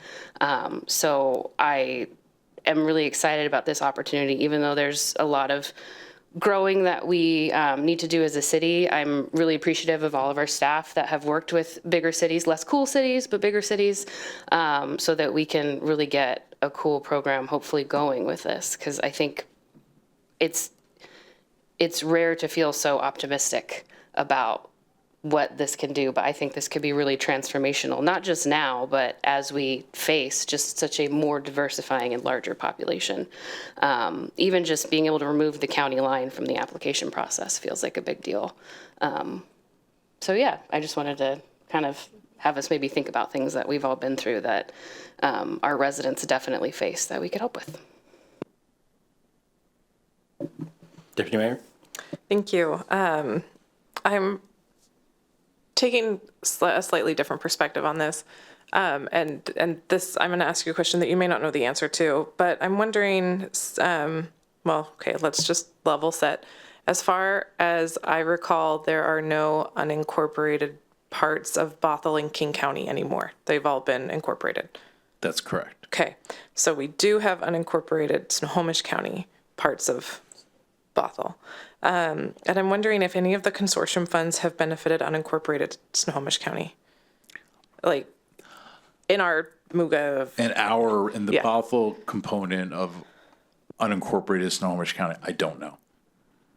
I think it might be like they're just chronically underserved in a lot of ways. And so I'm wondering if there might be some like unintended consequences of and maybe Bothell funds wouldn't even go to unincorporated Snohomish County anyway. But I'm always also trying to think of how is unincorporated Snohomish County in our like Bothell MUGA area being served for like future annexation, and how are like what might they lose by us making that decision? And so that might be a research question that I'd be curious to learn more about later. Thanks. Councilmember Curd. Thanks. I move to adopt a resolution to request city staff provide notice of intent to terminate participation within the interlocal cooperation agreement regarding the Community Development Block Grant Program with King and Snohomish counties by July 7th, 2026. Second. I'm impressed you made it through that without taking a breath.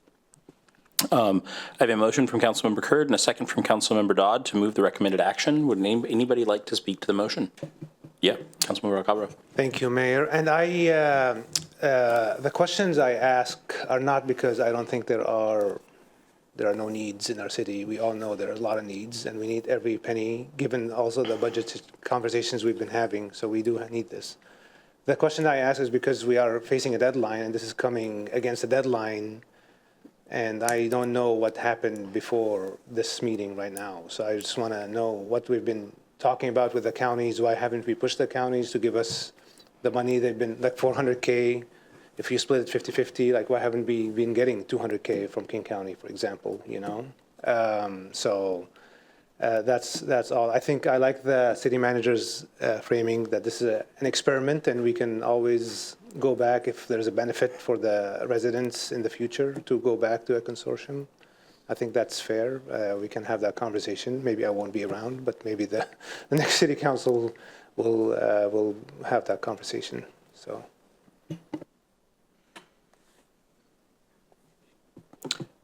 I just want to say I really appreciate, I had a couple questions, but they were handled by my colleagues' comments as well. And I really liked what Councilmember Dodd had to say about like, this is something that we can make sure gets distributed in our community if we have control over it. So I like that and I will be voting yes. City Clerk? Thank you. Please say yes or no when I call your name. Mayor Thompson? Yes. Deputy Mayor Aldrich? Yes. Councilmember Curd? Yes. Councilmember Dodd? Yes. Councilmember Alcabra? Yes. Passes 5-0. Thank you. Thank you.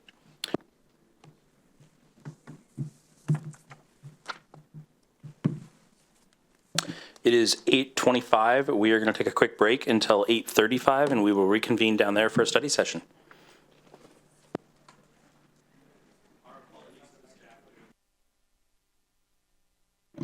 All right, welcome back. We're here for a study session about transfer of development rights, landscape conservation, and local improvement program. City Manager.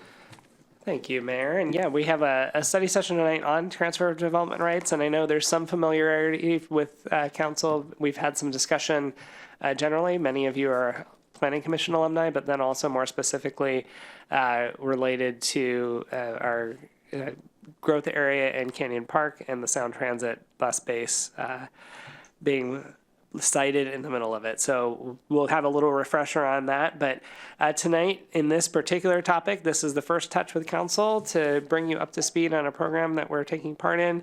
The Planning Commission was briefed on this earlier in March, and so they've seen this. And essentially, we're exploring tools that see if it would help Bothell as we balance the need for growth and protection of some land and for infrastructure and all of those things as they come together as we plan a well-built city. So with that, I'm going to turn things over to our Deputy Director of Community Development, Christian Getz, who will then provide further context and introduce the team. Christian. Thank you, City Manager. Good evening, Mayor, Deputy Mayor, and Council.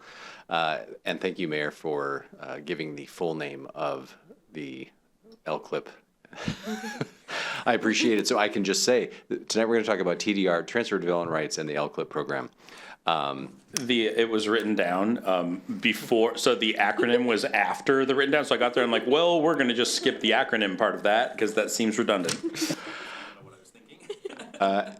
Yes, I appreciate it and appreciate the time. I just want to do a quick intro to the topic, and then I'll kick it over to Jacqueline, who will walk us through with Morgan and Mackenzie from Eco Northwest, who've been working on this.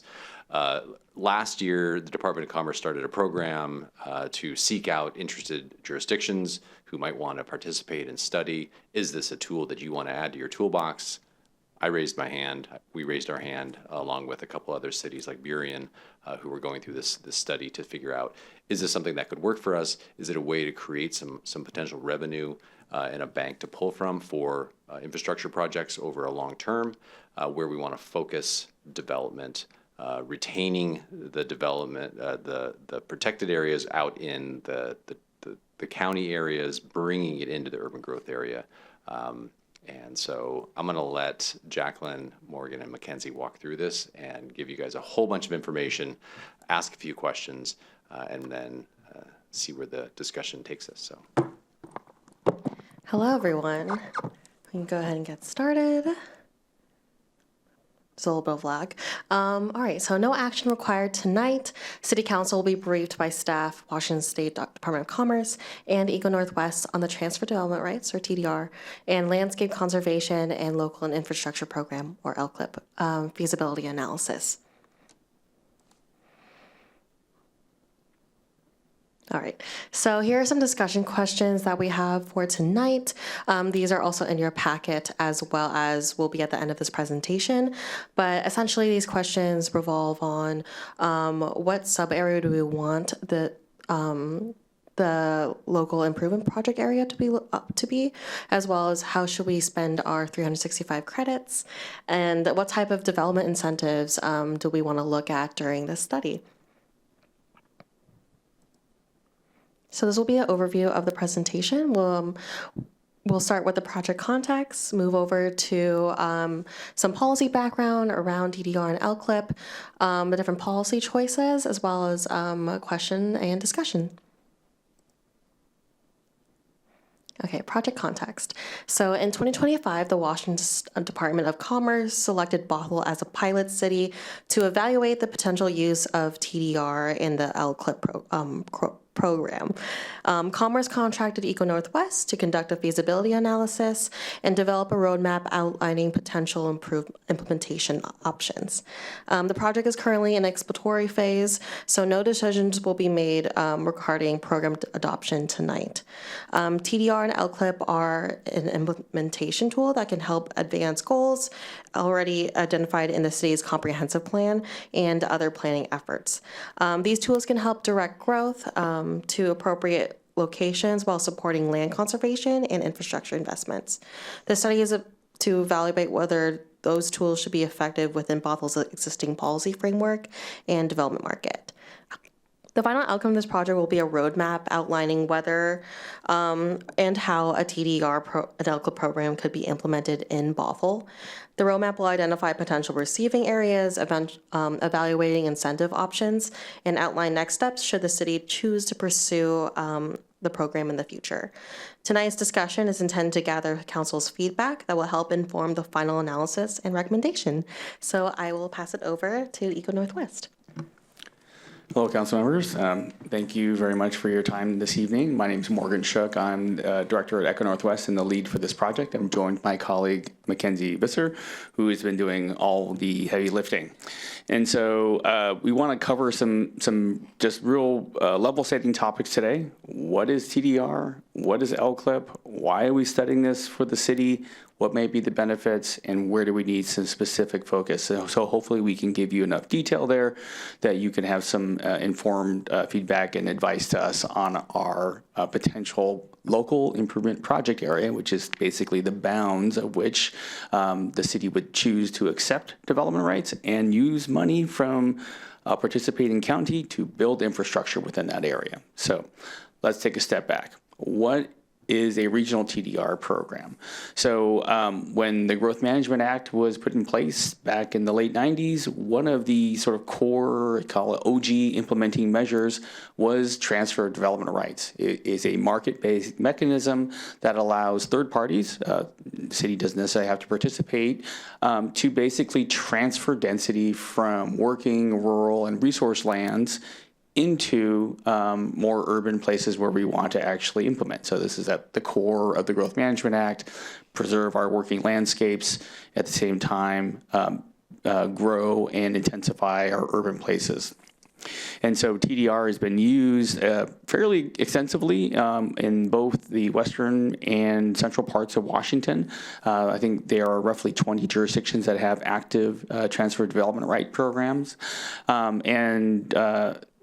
The Department of Commerce, and particularly now where this grant is coming from the Ecosystem Services Division, wants to sort of find ways to amplify this, because in 2011, a consortium of cities and other sort of growth and environmental protection advocates came together to say, well, is there a way for us to potentially expand the use of transfer development rights?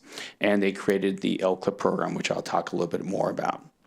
So what is a regional TDR program? It's simply a way in this context for any of the participating cities within Snohomish, King, and Pierce counties to accept a predefined list of development rights within those counties that are primarily our working lands on agriculture and forest, and retire any excess development rights within your cities on the condition of some other type of incentive you may offer. We'll talk a little bit about that. But that is simply TDR in the most simple form, right? Let's say I'm a farmer working out in the Snohomish River Valley, and I have one extra housing unit that I could build on my property, but I want to keep my farm going. I choose to come to the city of Bothell and say, is there some mechanism for a developer to buy my additional right and place it within your city? And that is, in essence, all TDR is that transfer of that right. And so what this program does here, it simply already defines where you can sell those rights. And it's part of that regional program. Okay. Okay. The city, right, as the city manager noted, is not new to the transfer of development rights mechanism. The city has an existing program, although it is a little more unique than a broader regional program, in that it has an arrangement on a sound transit bus-based property where they have think of it as their own sending credits that they can then sell into a range of different areas within the Canyon Park sub-area. And so that program is really the only active program that the city currently has, but it's operating on a much more localized and very specific context than what we're going to be talking about here. So what we see here, right, is that map of those sort of regional properties that can actually transfer development rights into any of the participating cities in those 3 counties. Cities have choices around, participating in the program means you have to accept all of them, but the city does have choices that it could prioritize those. But the choice around prioritizing, say like, oh, we really want lands that have this type of, maybe landscape or water quality benefit or are located within this area. There are ways to do that from a policy perspective, but they will have implications on the LCLIP program, which is on the tax increment side. So just to know that those are kind of relationships of sort of diving into that when we're having those conversations with staff. Okay, so what is LCLIP? And this is really kind of the new part. So in 2011, what the legislature did is create the LCLIP program. And all it did was saying is like, okay, if you are participating in this regional TDR program, your county of which the development would be taking place will send a portion of their incremental property tax to you on the condition of this TDR program being created and functioning over 25 years. So a simple way of saying it is it's a kind of both an incentive and a reward for creating the program and actually seeing material conservation take place as measured by the retirement of development rights within that regional program. And so this money is pretty flexible. We'll talk a little more about it, but the way to think about this is in creating a TDR program, participating in LCLIP, you're really opening up a 25-year window of additional cash flows from revenue sharing that are coming from the county's current expense levy that would be flowing to the city for the purposes of paying for infrastructure. Like from day one, we sign off today, like tomorrow we start getting a portion of that, or is it actually there's a waiting period? Well, oh, you great, yeah, you're right on top of it. I'm setting you up for that. I'll take the question from the gentleman in blue. Okay, so just before we get into some of those specifics, why are counties willingly giving up scarce property tax revenue? It's because counties have pretty broad set of interests, obviously on land conservation, support their own sort of growth goals, but also growth in those rural areas, right, aren't really set up for the county to support it financially. They are a rural service provider, and intensification just doesn't mean they can deliver those kinds of services that are more appropriate for sort of urban areas. For cities, right, what you've done is given yourself a flexible tool. You're supporting both your own infill urban intensification as well as supporting some of the broader county goals and hopefully making your communities more resilient, particularly on the funding side. I think as the city knows, building these kinds of wonderful communities where you have a lot of people and employees densely living together is not inexpensive from both the building the infrastructure and operating it. And so those additional funds at the margins can be very helpful in helping communities make that next piece. So I don't want to belabor too much time on this, but this just basically shows kind of what happens, right? The county is simply saying, okay, for new growth that are coming out of an area that that we designate, we'll give you up to 75% of that value. So all to say is like there's no new tax. These are all existing taxes, and they're simply allocating a portion of that. And it's a really important distinction around sort of new versus the sort of reallocation, given that we have different kinds of tax increment laws. Okay, now into the program specifics. So when they created the program in 2011, they directed the Puget Sound Regional Council to kind of look at how much growth was going to be happening in all the cities, and they basically said, well, how many development rights do we have in the region? And they basically allocated them. And so the result of this allocation meant that Bothell had 365 rights that it was allocated. And why this number is important is in sort of two respects. You have to design a program that is meant to retire at least 20% of those things, things that is just kind of getting into the door. But then designing a more expansive program, so basically trying to get up to that 365 is a regulator on the revenue. So think of it as if you choose to design a program that can retire all 365, you can get 100% of that 75% from the county.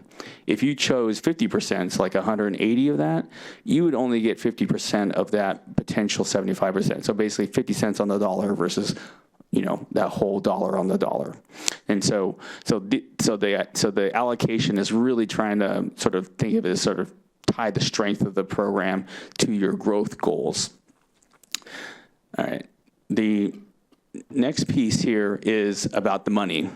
So technically, you have a 25-year window.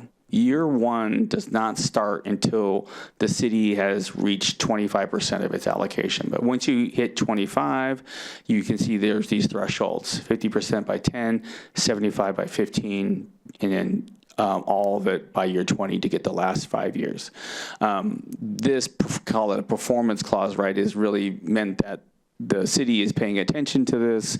It's working in partnership with your sort of, your jurisdictional county to make sure that you are actually making progress, as opposed to kind of the sort of more, call it Machiavellian of like, well, why don't we just say we're going to go all these things and start the money, right? They actually wanted to have a performance clause. I will say, depending on the county you work with, they will want to implement this through some form of ILA, at which point terms of the 20% start, the 25% will be pieces that the city and the county can have some conversations on. I would say these all feel like very sort of harsh, or not harsh, but very specific thresholds. But I think there's an acknowledgement here that nobody really knows what the future looks like, and that growth kind of happens in leaps and bounds, and that some sort of partnership and sort of is important in kind of making sure it. But I think these rules are here just to meant sort of that keep both parties working in good faith towards those goals. Great. Okay, so the report in our analysis is really trying to look at four things. The first one is really important, and one that we want some feedback on is our sort of growth area. And the growth area is important for three reasons. First, the region has to be the sort of area, what is called a LIPA, a local infrastructure project area, and the city can have multiple of them. It doesn't have to be one or contiguous. You can simply say, hey, there's an area over here, there's an area over here. And that area cannot be more than 25% of the city's overall assessed valuation. So it operates at a pretty big scale. And it also has to be the area where you are accepting those development rights. It is also the area where you have to build the infrastructure. So you can't sort of like say, hey, we're going to raise the money here, but we're going to build this park over this area. The projects have to be within that LIPA. And also, that's the basis of which the county will be calculating its property tax contributions. So what it looks at, that whole big area, whether a project uses TDR or not, it looks at the amount of new construction that happens and then rolls that over year. And so when you think about your cash flow, right, it's going to compound over time because once it's added to the base, right, it grows with inflation and then another project happens on top of that. So over time, your revenues are going to look something like this as that sort of compound growth happens. And so the nice thing about LCLIP in the sense is instead of being very small and approximate like a tax increment project, it's much more district-based and meant to be sort of cultivated over time. So that's one big piece. The other big piece is figuring out how do we actually create incentives, and we'll talk a little bit briefly about that, but basically what gives a developer in an area a voluntary incentive to say, hey, I want to go out to, Snohomish River Valley, find that farmer, buy that thing so I can do something in Bothell, right? We have to figure out what that incentive is. And then once you figure that incentive, we look at that area, we basically can come back and say, well, city, should you take 180? Should you take 200? Should you take 365 based on sort of the tools, the growth profile you're in, where we're looking? And then finally, right, we figure out how much money is going to come out of that. And then we basically work with your public works and community development program to specify what kinds of projects are we trying to build. And for here, cities are really kind of thinking about it as, are there new things that these areas can need? Or can we use that additional dollars to sort of prioritize key projects, get them done earlier? And so ways cities have operationalized this has been like, great, there's one big project, we're gonna get it done. It's a bike lane or something like that, or it's like, or a pocket park. Or in other places, it's like, hey, we have already a list of projects in these areas, and now we have, X millions more that we can dedicate to it so we can get it done faster. So, and some of them are just simply saying, oh, no, we have a sidewalk program, and this is a main conduit for us to do our sidewalk program in this area. So that's a little bit of the way we think through that sort of infrastructure funding plan. Great. So we've been sitting down with staff, and we basically looked at the city's big three urban areas, right? We've got the Canyon Park, we've got downtown, and the North Creek area. And here we've been doing some preliminary market analysis, some preliminary sort of economic analysis to figure out, and policy analysis to figure out what we think is the best place. And based on that initial analysis and conversation with staff, we've decided to focus that area in the North Creek 195th Street sub-area. And part of that is it is a region that still, right, has tons of development capacity and potential, as opposed to downtown, right, which has its development and its incentives already in place. Canyon Park is a little more sort of commercial oriented. It's also the place where you have the Sound Transit TDR program. And so that's really the basis of kind of why we're singling out that area. And our analysis here is really taking a look at two kinds of incentive programs. The first one is the ones that you're probably very familiar with, land use-based incentives. Like, can we give people additional density, densital height, reductions from something in our code, and use that as the basis of an incentive for a developer, right? Oh, could I get another floor if I bought a TDR or something like that? That's an example. The other one is the use of the city's 8-year MFDE program. So think of this as a much more sort of defined way to kind of offer a voluntary participation in a property tax abatement program on the condition of participating in the TDR program. And as you can imagine, there is a little bit of trade-off if you're granting a property tax exemption and also trying to get property tax out of a project. And so we have to look at that sort of tension. Okay, so basically all that, right, looking at, and this is kind of where we are right now, is looking at the trade-offs between these different types of incentives, right, land use or MFTE-based incentives. How much development rights could we get given the scale? How much absorption development do we think is going to happen in the area? What kind of type of development happens and when? How much revenue do we think that looks like over the period of time, so that we can kind of come back and provide that feedback both to Planning Commission and then ultimately to this council. On the positive side, Washington has actually a handful of actual tax increment laws in place. There are really only 3 that are functionally alive, and LCLIP actually is the one that provides probably some of the most flexible ability to spend. As you can imagine, it's a lot of the traditional roads and pipes and utilities and parks. You can have some flexibility to support infrastructure on affordable and historic preservation projects, but not the projects themselves. But one of the key pieces here that differentiates LCLIP from others is it allows for maintenance and operations of those facilities. So think of it as, oh, we built that pathway or that bike lane. Well, we now can use LCLIP dollars to actually do maintenance and preservation and even public safety. So if you build like a park, you could actually pay for operations and maintenance as well as public safety in those facilities. So you have a much more flexible tool with respect to sort of how you can use those dollars. Great.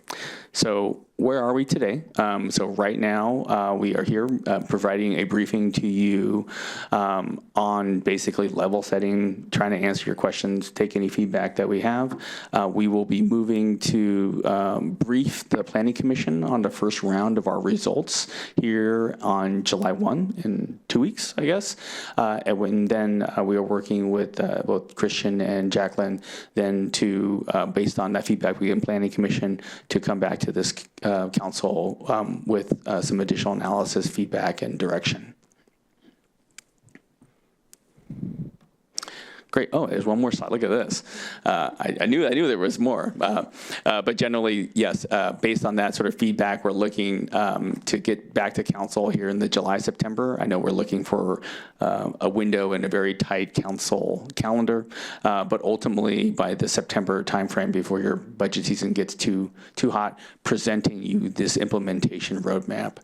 Just a reminder that as part of participating in the Commerce study, there's no commitment to buy. The commitment was simply for city full faith sort of effort into really evaluating this as a potential tool for the city. And we would, at the end, if there is a viable path forward, we will have that roadmap to kind of spell out the ways that the city can move forward internally, as well as participating with your sponsoring county.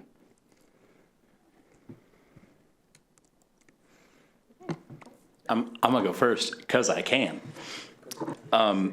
Thank you for raising our hands for a pilot. Jason, if you're still here too, thank you. There you go. Awesome. I love this because we know that building more housing here protects rural areas from development, but we can't always show a one-to-one relationship for that. Like we can't say, see, this is the land that was saved because this apartment building went up. And this gives us kind of a way to do that, which is pretty cool. I have a couple questions. What is a credit? Is that a housing unit? I would say, for shorthand, yes, but not always, because of when counties are designing their sending areas, so basically the areas of which you can transfer those rights. Sometimes there are policy choices to basically think of as amplify the number of rights you could sell that might be in excess of truly how many units you could buy. So for example, some areas might say, oh great, I can build one housing unit, but because I'm very much in an environmentally sensitive or an important watershed, we want to prioritize you, so we'll give you like 1.5 credits that you can sell. So you can kind of see how policy kind of puts the thumb on the scale for some properties. Okay. So, but I would say for the most part, it is kind of a more one-to-one relationship. Okay. And do we get, you mentioned kind of spreading out the whole area. Do we get additional tax revenue from the entire area that we are looking to receive credits in? Yeah, so think of it as, you want to be maximalist in a program like this. So say you were to try to get to that 25% sort of assessed valuation of real property. And so think of it as, it's just not looking at all assessed valuation growth, but just looking at new construction growth. So only is counting stuff that, for the purposes of your property tax collections, when the assessor comes around and does new construction, which is inclusive of building new, but also subset of rehabilitations and renovations, it counts all of that, regardless of whether or not it used TDR or not. But within that LIPA, just within that LIPA, but that LIPA also has to be the places that you are implementing the Yeah. receiving area, right, of taking those credits. Yeah. when you're paying for stuff, you have to pay for it in the same area that took the growth, which Yep. logical sense. Yeah, so for example, say you had $10 million of new construction value, but only $1 million of that was on a TDR project, you still get to count that $10 million. Got it. Help me understand why we're looking at limiting it to North Creek, because we're judged on how many total credits we can take, and we are incentivized based on the whole area. So like, why would we not try to maximize the number of spaces that we do this in to try to maximize our ability to receive all 365 credits and get a bigger area in which we have in which we can get more revenue from? Yeah. Do you want me to take a crack at that, or do you want to take a first bite? So we can expand it to the 25% of the total city's assessed value. So that could expand beyond North Creek. We focused on North Creek because Canyon Park already has the TDR program as an area that we might think density will take place, but that would likely draw down the ability for it to function there. And then in the downtown, where there is as another center, there is the opportunity there, but a lot of the infrastructure projects are already in our coordination with Public Works, and we can come back and we can bring more information on this when we return.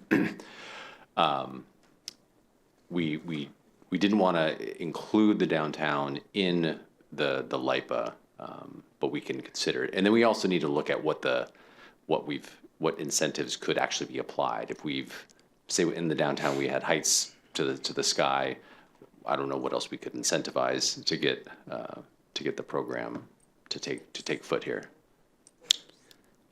Yeah, I would say we are trying to design it to be maximalist. I think part of it, the North Creek, is because it's so large and the capacity that, don't hold me to this, but you're probably close within that area to the 365.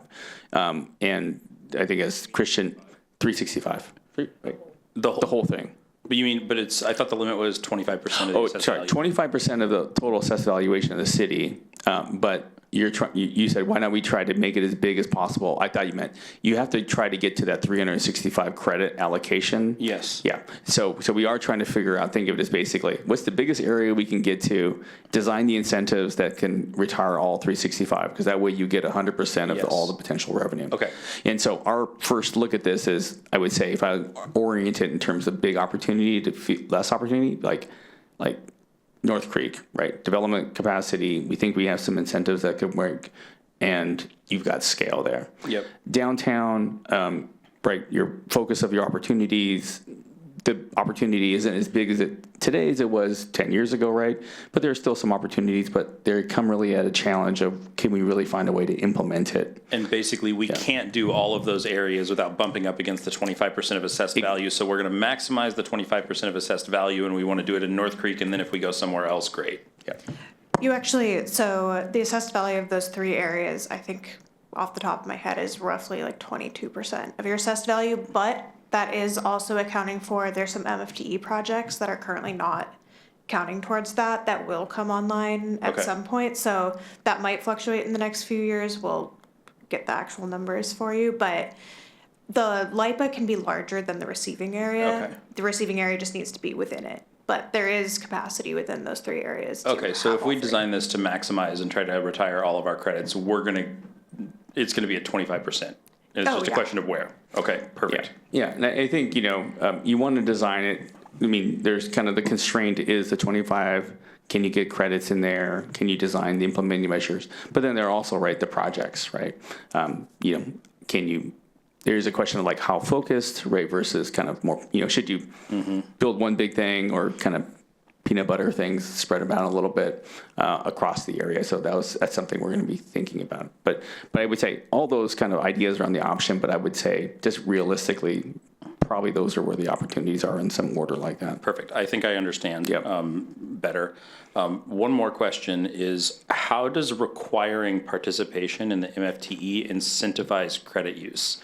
Like, wouldn't a requirement make it less flexible and less likely to be used? Yeah, sorry. I didn't mean to use the word requirement, option. Okay, perfect. Yes, exactly. So think of it as like, can you design a way that somebody would choose to opt into this and to say like, yes, that exemption sounds great, and you're only making me do this, thumbs up. Cool. Yep. I am all for designing a program that is maximalized, that brings us the most additional housing units and the most additional revenue. Thank you for the presentation. Sorry, my questions are all over my notes. So a lot of this, so I appreciated the layout of like how the revenue comes through, you know, after 5 years, 10 years, 15 years. Can the future revenue be bonded against if we need some of the projects to get the growth? Yeah, so this is a question of funding versus financing, right? And whether you should sort of choose to finance that like your home. I love the idea of bonding against it. Versus do some pay-as-you-go method. The challenge with LCLIP revenues, as I say, it looks something like this. Versus when you're issuing debt, you can have some structure, but you're really looking at some kind of, at some point in time, level payments. And cities that have done this or in similar situations, right, think of it as basically, oh, it's just another revenue source that I'm mixing with other revenue sources if I have to bond, because I don't want to have to go after a revenue bond, which if they looked at those stream of benefits, they would be like, oh, we're going to charge you this interest rate. And you're like, why are we doing that? So the long battle answer is typically no. Like, you would not bond against it directly, but you would potentially bond to do a project where you're using LCLIP dollars perhaps with other city infrastructure dollars to actually make the project work. Okay. Yeah. For the infrastructure dollars, could we use them? So we have like 4 wastewater utilities, for example, because of annexations and nonsense, to put it very simply. Could we use it to grow some of the urban services? Again, there's in North Creek, there's no bus service really, right? And we're looking at actually the wrong county's bus agency maybe starting service there. Like King County Metro isn't even planning on it. Community Transit is. Could we help fund more bus service to get over the jump? Like, is that an acceptable use of it? Could we build out sewer infrastructure or help create sewer infrastructure to happen there when it's not our wastewater utility? Yeah, I think the provision has to be publicly owned, and utility infrastructure is a eligible expense. We'll have to think about, and we'll get back to you on the complication piece of like city versus, assuming it's another district that is the provider, around how that typically would work. It's a little different wrinkle. I don't believe transit service is on the list of eligible uses, but we'll have to double check that as well. Transportation facilities and transit facilities, but whether additional services dollars are, service hours are, I'm not sure. I'll have to double check that. It's a good question. That would be, I'm not a city planner, and I don't know if that's what we would choose to spend it on. I don't want our staff to be like, what is this woman doing? But like a lot of the struggle in trying to create a less car dependent, more climate friendly, more dense city is when do we, it's like chicken and egg with all this stuff, right? So I'm trying to think, how could we really use the funding to grow an area like North Creek? And it lacks some of the services that we do have downtown. Yep. But you're right, it has lots of land and potential. Oh, hi. It's interesting that you're mentioning this. Good evening, Erin Lenhart, Public Works Director. When we met with these folks virtually, hi, good to see you. One of the things that we were thinking of for this particular area was exactly that. We anticipate there will be some road improvements necessary to get community transit to serve this area. So like an intersection improvement that could potentially be funded with the LCLIP funds. I love that. Well, even just thinking about, there's parts of, I'm going to mess up the name of the road. I am real bad with King County road names compared to Snohomish County.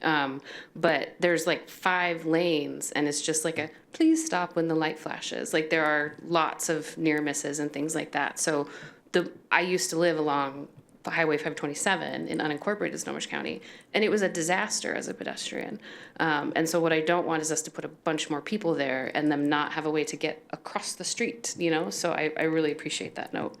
I do have a question about this program. So like picking on Snohomish County, but King County has this too. There are areas that the county has upzoned that are urban areas that they struggle to provide services for. So what does the county get out of this, in a sense, if they have rural areas and agricultural areas they want to preserve, and I understand that, but they also have urban areas they can't serve. Like, what?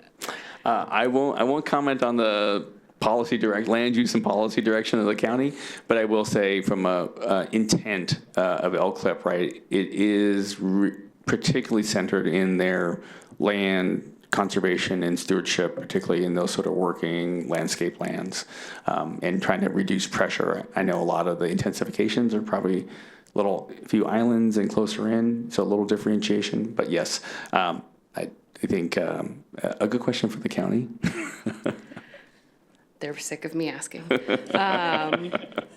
Cool. And then I think this is maybe more for our staff, but I have 10,000 questions I won't ask about how this layers with like our density floor area ratio bonus and our MFTE program that nobody has used. And it's all exciting, but I have a lot of concern about how do we actually make it happen given where we're at with our other incentive programs that we're sort of reevaluating and just seeing hints of use, but still not a lot of, you know what I mean?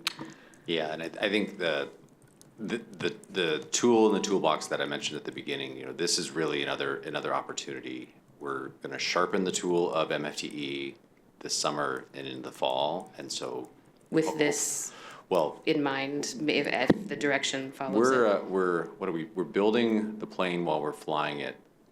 Not in a storm, it's fine, but we're continuing to add things to it. We're adding, a rack here and another engine here.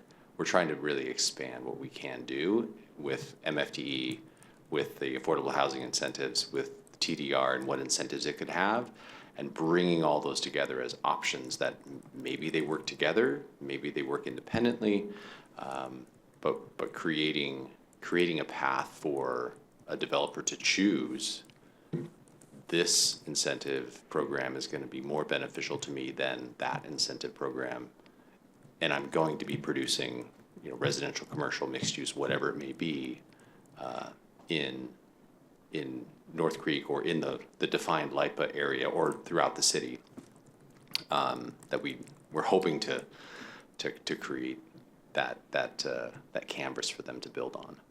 Gotcha. Does that help? It does. I think the concern is partially rooted in the fact that if this one doesn't get a lot of adoption, then we lose the funding, right? Like, if we build an MFTE program and no one uses it, we've lost the staff time. It's disheartening and we lose out on affordable units, but there isn't revenue that's lost. You know what I mean? Like, it's a different sort of dealio, to use a technical term. So, but more is coming and I'm willing to be patient. This public infrastructure plan that was mentioned, everybody loves a plan and they're very important. We also have our capital facilities plan, our TIP, which I can't even, there's so many acronyms, but like, yes, thank you. Can we kind of cobble that together from what's in the geographic area of our other plans? Would it have to be a fully separate thing? Yes, you're basically saying in the LIPA, we have our capital facilities plan, we have all of these projects on the project list. We can just filter our spreadsheet. Yep. We're just gonna I know grab it's them not that. and put them into this plan here. Yes. Okay. The mayor got a couple of my questions. Okay. I'm cautiously optimistic. Not even nauseously optimistic, cautiously optimistic, so I appreciate it. Can I circle back real quick to the North Creek sub area? Yes, but it's a $5 fee for saying circle back. May I return? It is on the work plan following Canyon Park sub area, revamp, update North Creek to reimagine what does that look like in the next 20 years. So this kind of fits really well with pretty decent timing in the grand scheme of things, in a 25-year scale, to say, well, we're going to be planning this out and we're going to be reevaluating what does North Creek look like, supporting transit with infrastructure projects, looking at the community transit there, recent 20-year, their next capital plan that they came out with that shows having an added loop, a potential loop within North Creek. They weren't defining it in there, but it is there. They want to go. They want to go there, and so we want to make it happen. So that work is on the table coming up in the near term. And when we're talking about 25 years, it is a long time, but hopefully this works out and we do have this revenue to support, continuous sustainable project support. Awesome, thank you. All right, one of my questions is sort of a tangent to Councilmember Dodd's. She asked about utilities, but I'm going to ask about the future community center in Woodinville that is dreamt of at this point, through the MPRSA. Would that be considered as part of the applicable infrastructure plan that could? Community facilities are an eligible expense. So even if, the NPRSA is a special purpose parks and recreation district that we're a member of? Yeah. Okay. Yeah, so, well, at the lawyer's side, but since city's party to that as a sort of participant in tax, I'm guessing the residents are paying taxes for that. I'm guessing it would probably fall within the eligible expense. And then I think I also had a similar question around the if MFT is already underutilized in our community, as in not being utilized, what is the benefit of requiring? I think it said require in this slide, but you said it was not required. It's an option. Option. Okay. We hope we design it so well it feels like a requirement. So with that.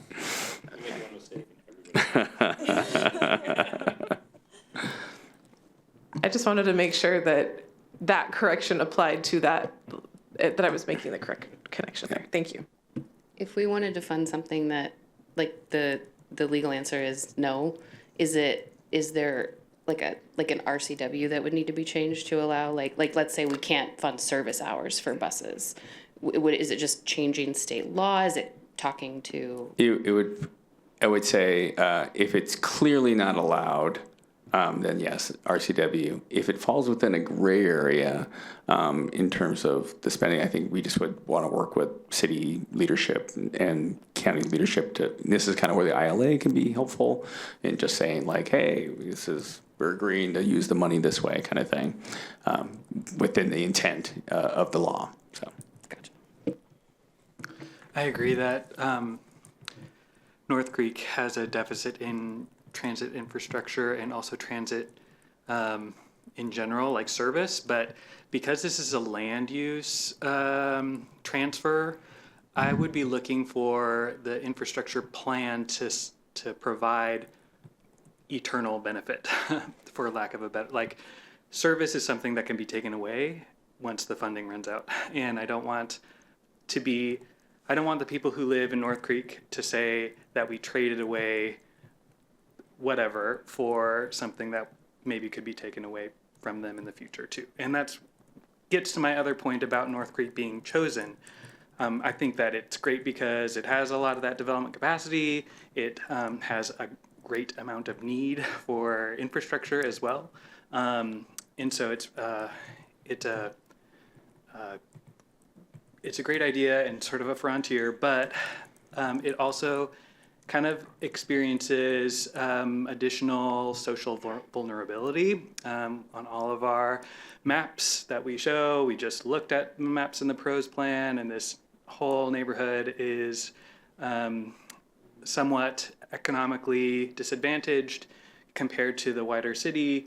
It has impacts from tree canopy loss. It has flooding, weird flooding issues too. So I'd really look to the Planning Commission, I guess, to craft an infrastructure plan that's not just pulling from the tip to say this road needs sidewalks, but how are we leveraging that plan and these generational dollars to make it a more livable place for the people who already live there and who will be experiencing the effects of the transfer of development rights. So I am cautious about selecting North Creek because of the potential for environmental injustice there. However, because the possibility is so high, and I'm an optimist, in the end of the day, I think that it's okay to keep moving in that direction. That just with the caveat that Planning Commission should really investigate sort of the eternal benefit to the people who live there now. I agree with the mayor of being ambitious with our approach,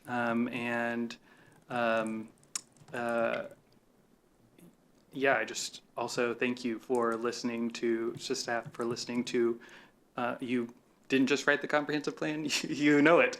And I think this is in solid alignment with our goals and making habitat for people here in our town and protecting habitat for wildlife outside our borders as well. So thank you. This is awesome.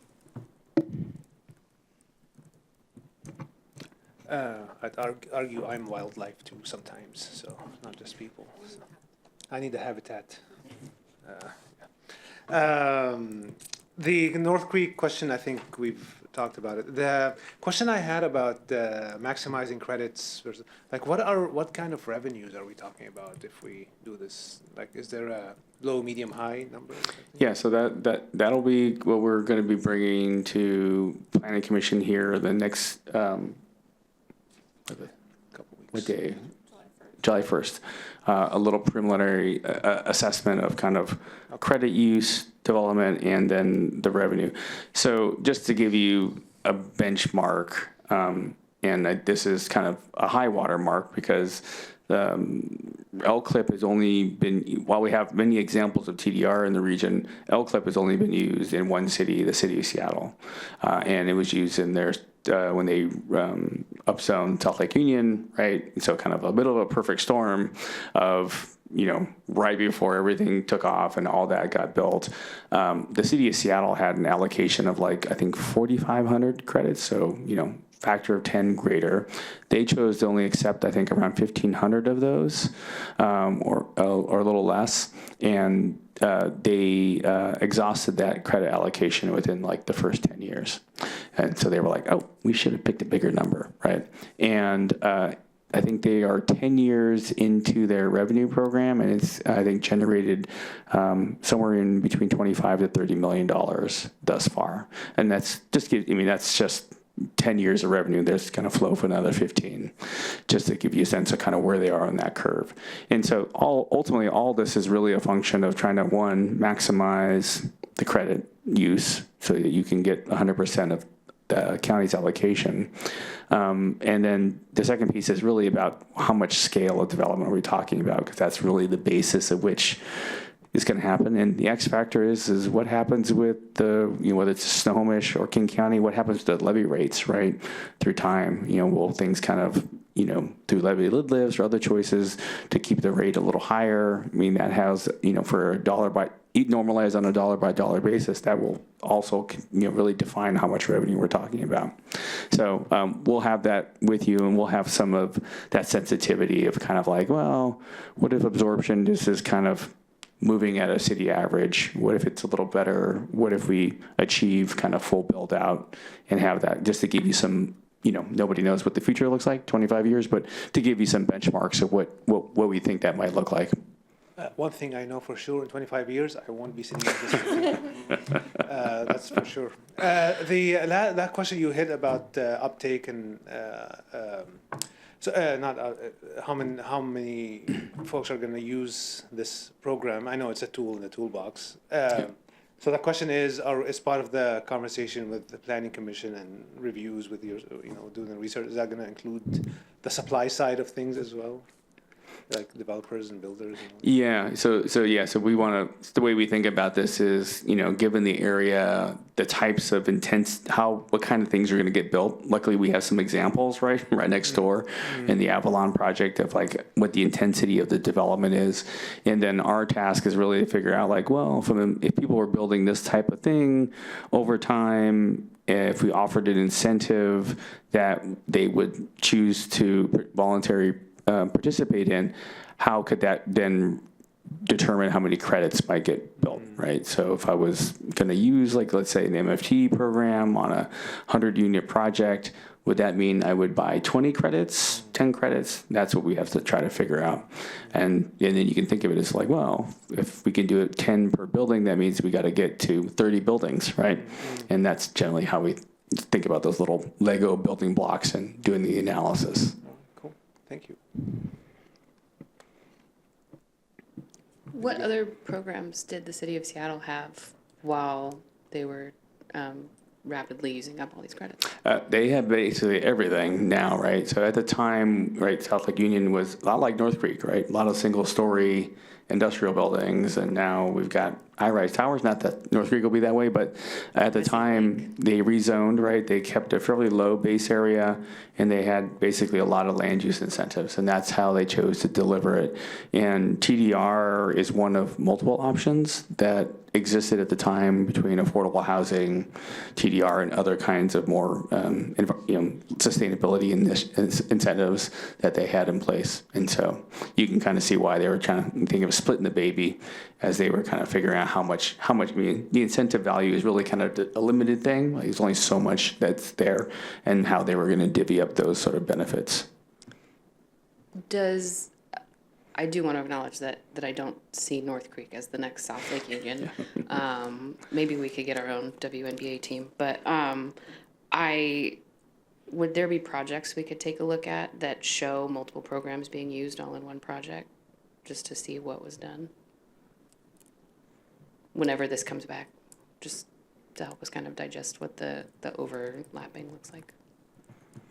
Yeah, I think we can look at some examples of what it could be, what's been built, what that might look like when we get to, what the incentives may be, if it's so much floor area or so much height, what that could equate to. So then we can start to picture the building blocks of, oh, well, that's just like Block D and the Avalon and maybe one other project. If those three were built, they would equate to that bonus or that incentive of that many units in each of those buildings, and that would achieve the 365, half of that, kind of what it might look like, so we can, everyone can start to picture what are we talking about, with buildings, and what does the current, zoning allow for?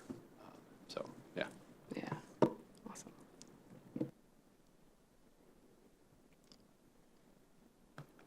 Did you get what you need? Yeah. Okay. All right. In that case, I think we are ready for me to pull out this and read what I'm supposed to say. Thank you for your time. We really appreciate it. We really appreciate the presentation, the work, and I'm really looking forward to what you guys bring back and how we can build the biggest, coolest program that takes advantage of as much of this as we can. With that said, it is 9:31 p.m. Council will now adjourn to executive session to evaluate the performance of a public employee pursuant to RCW 4230-110-1G for 45 minutes with no action expected. Council will adjourn at 10:16 from there.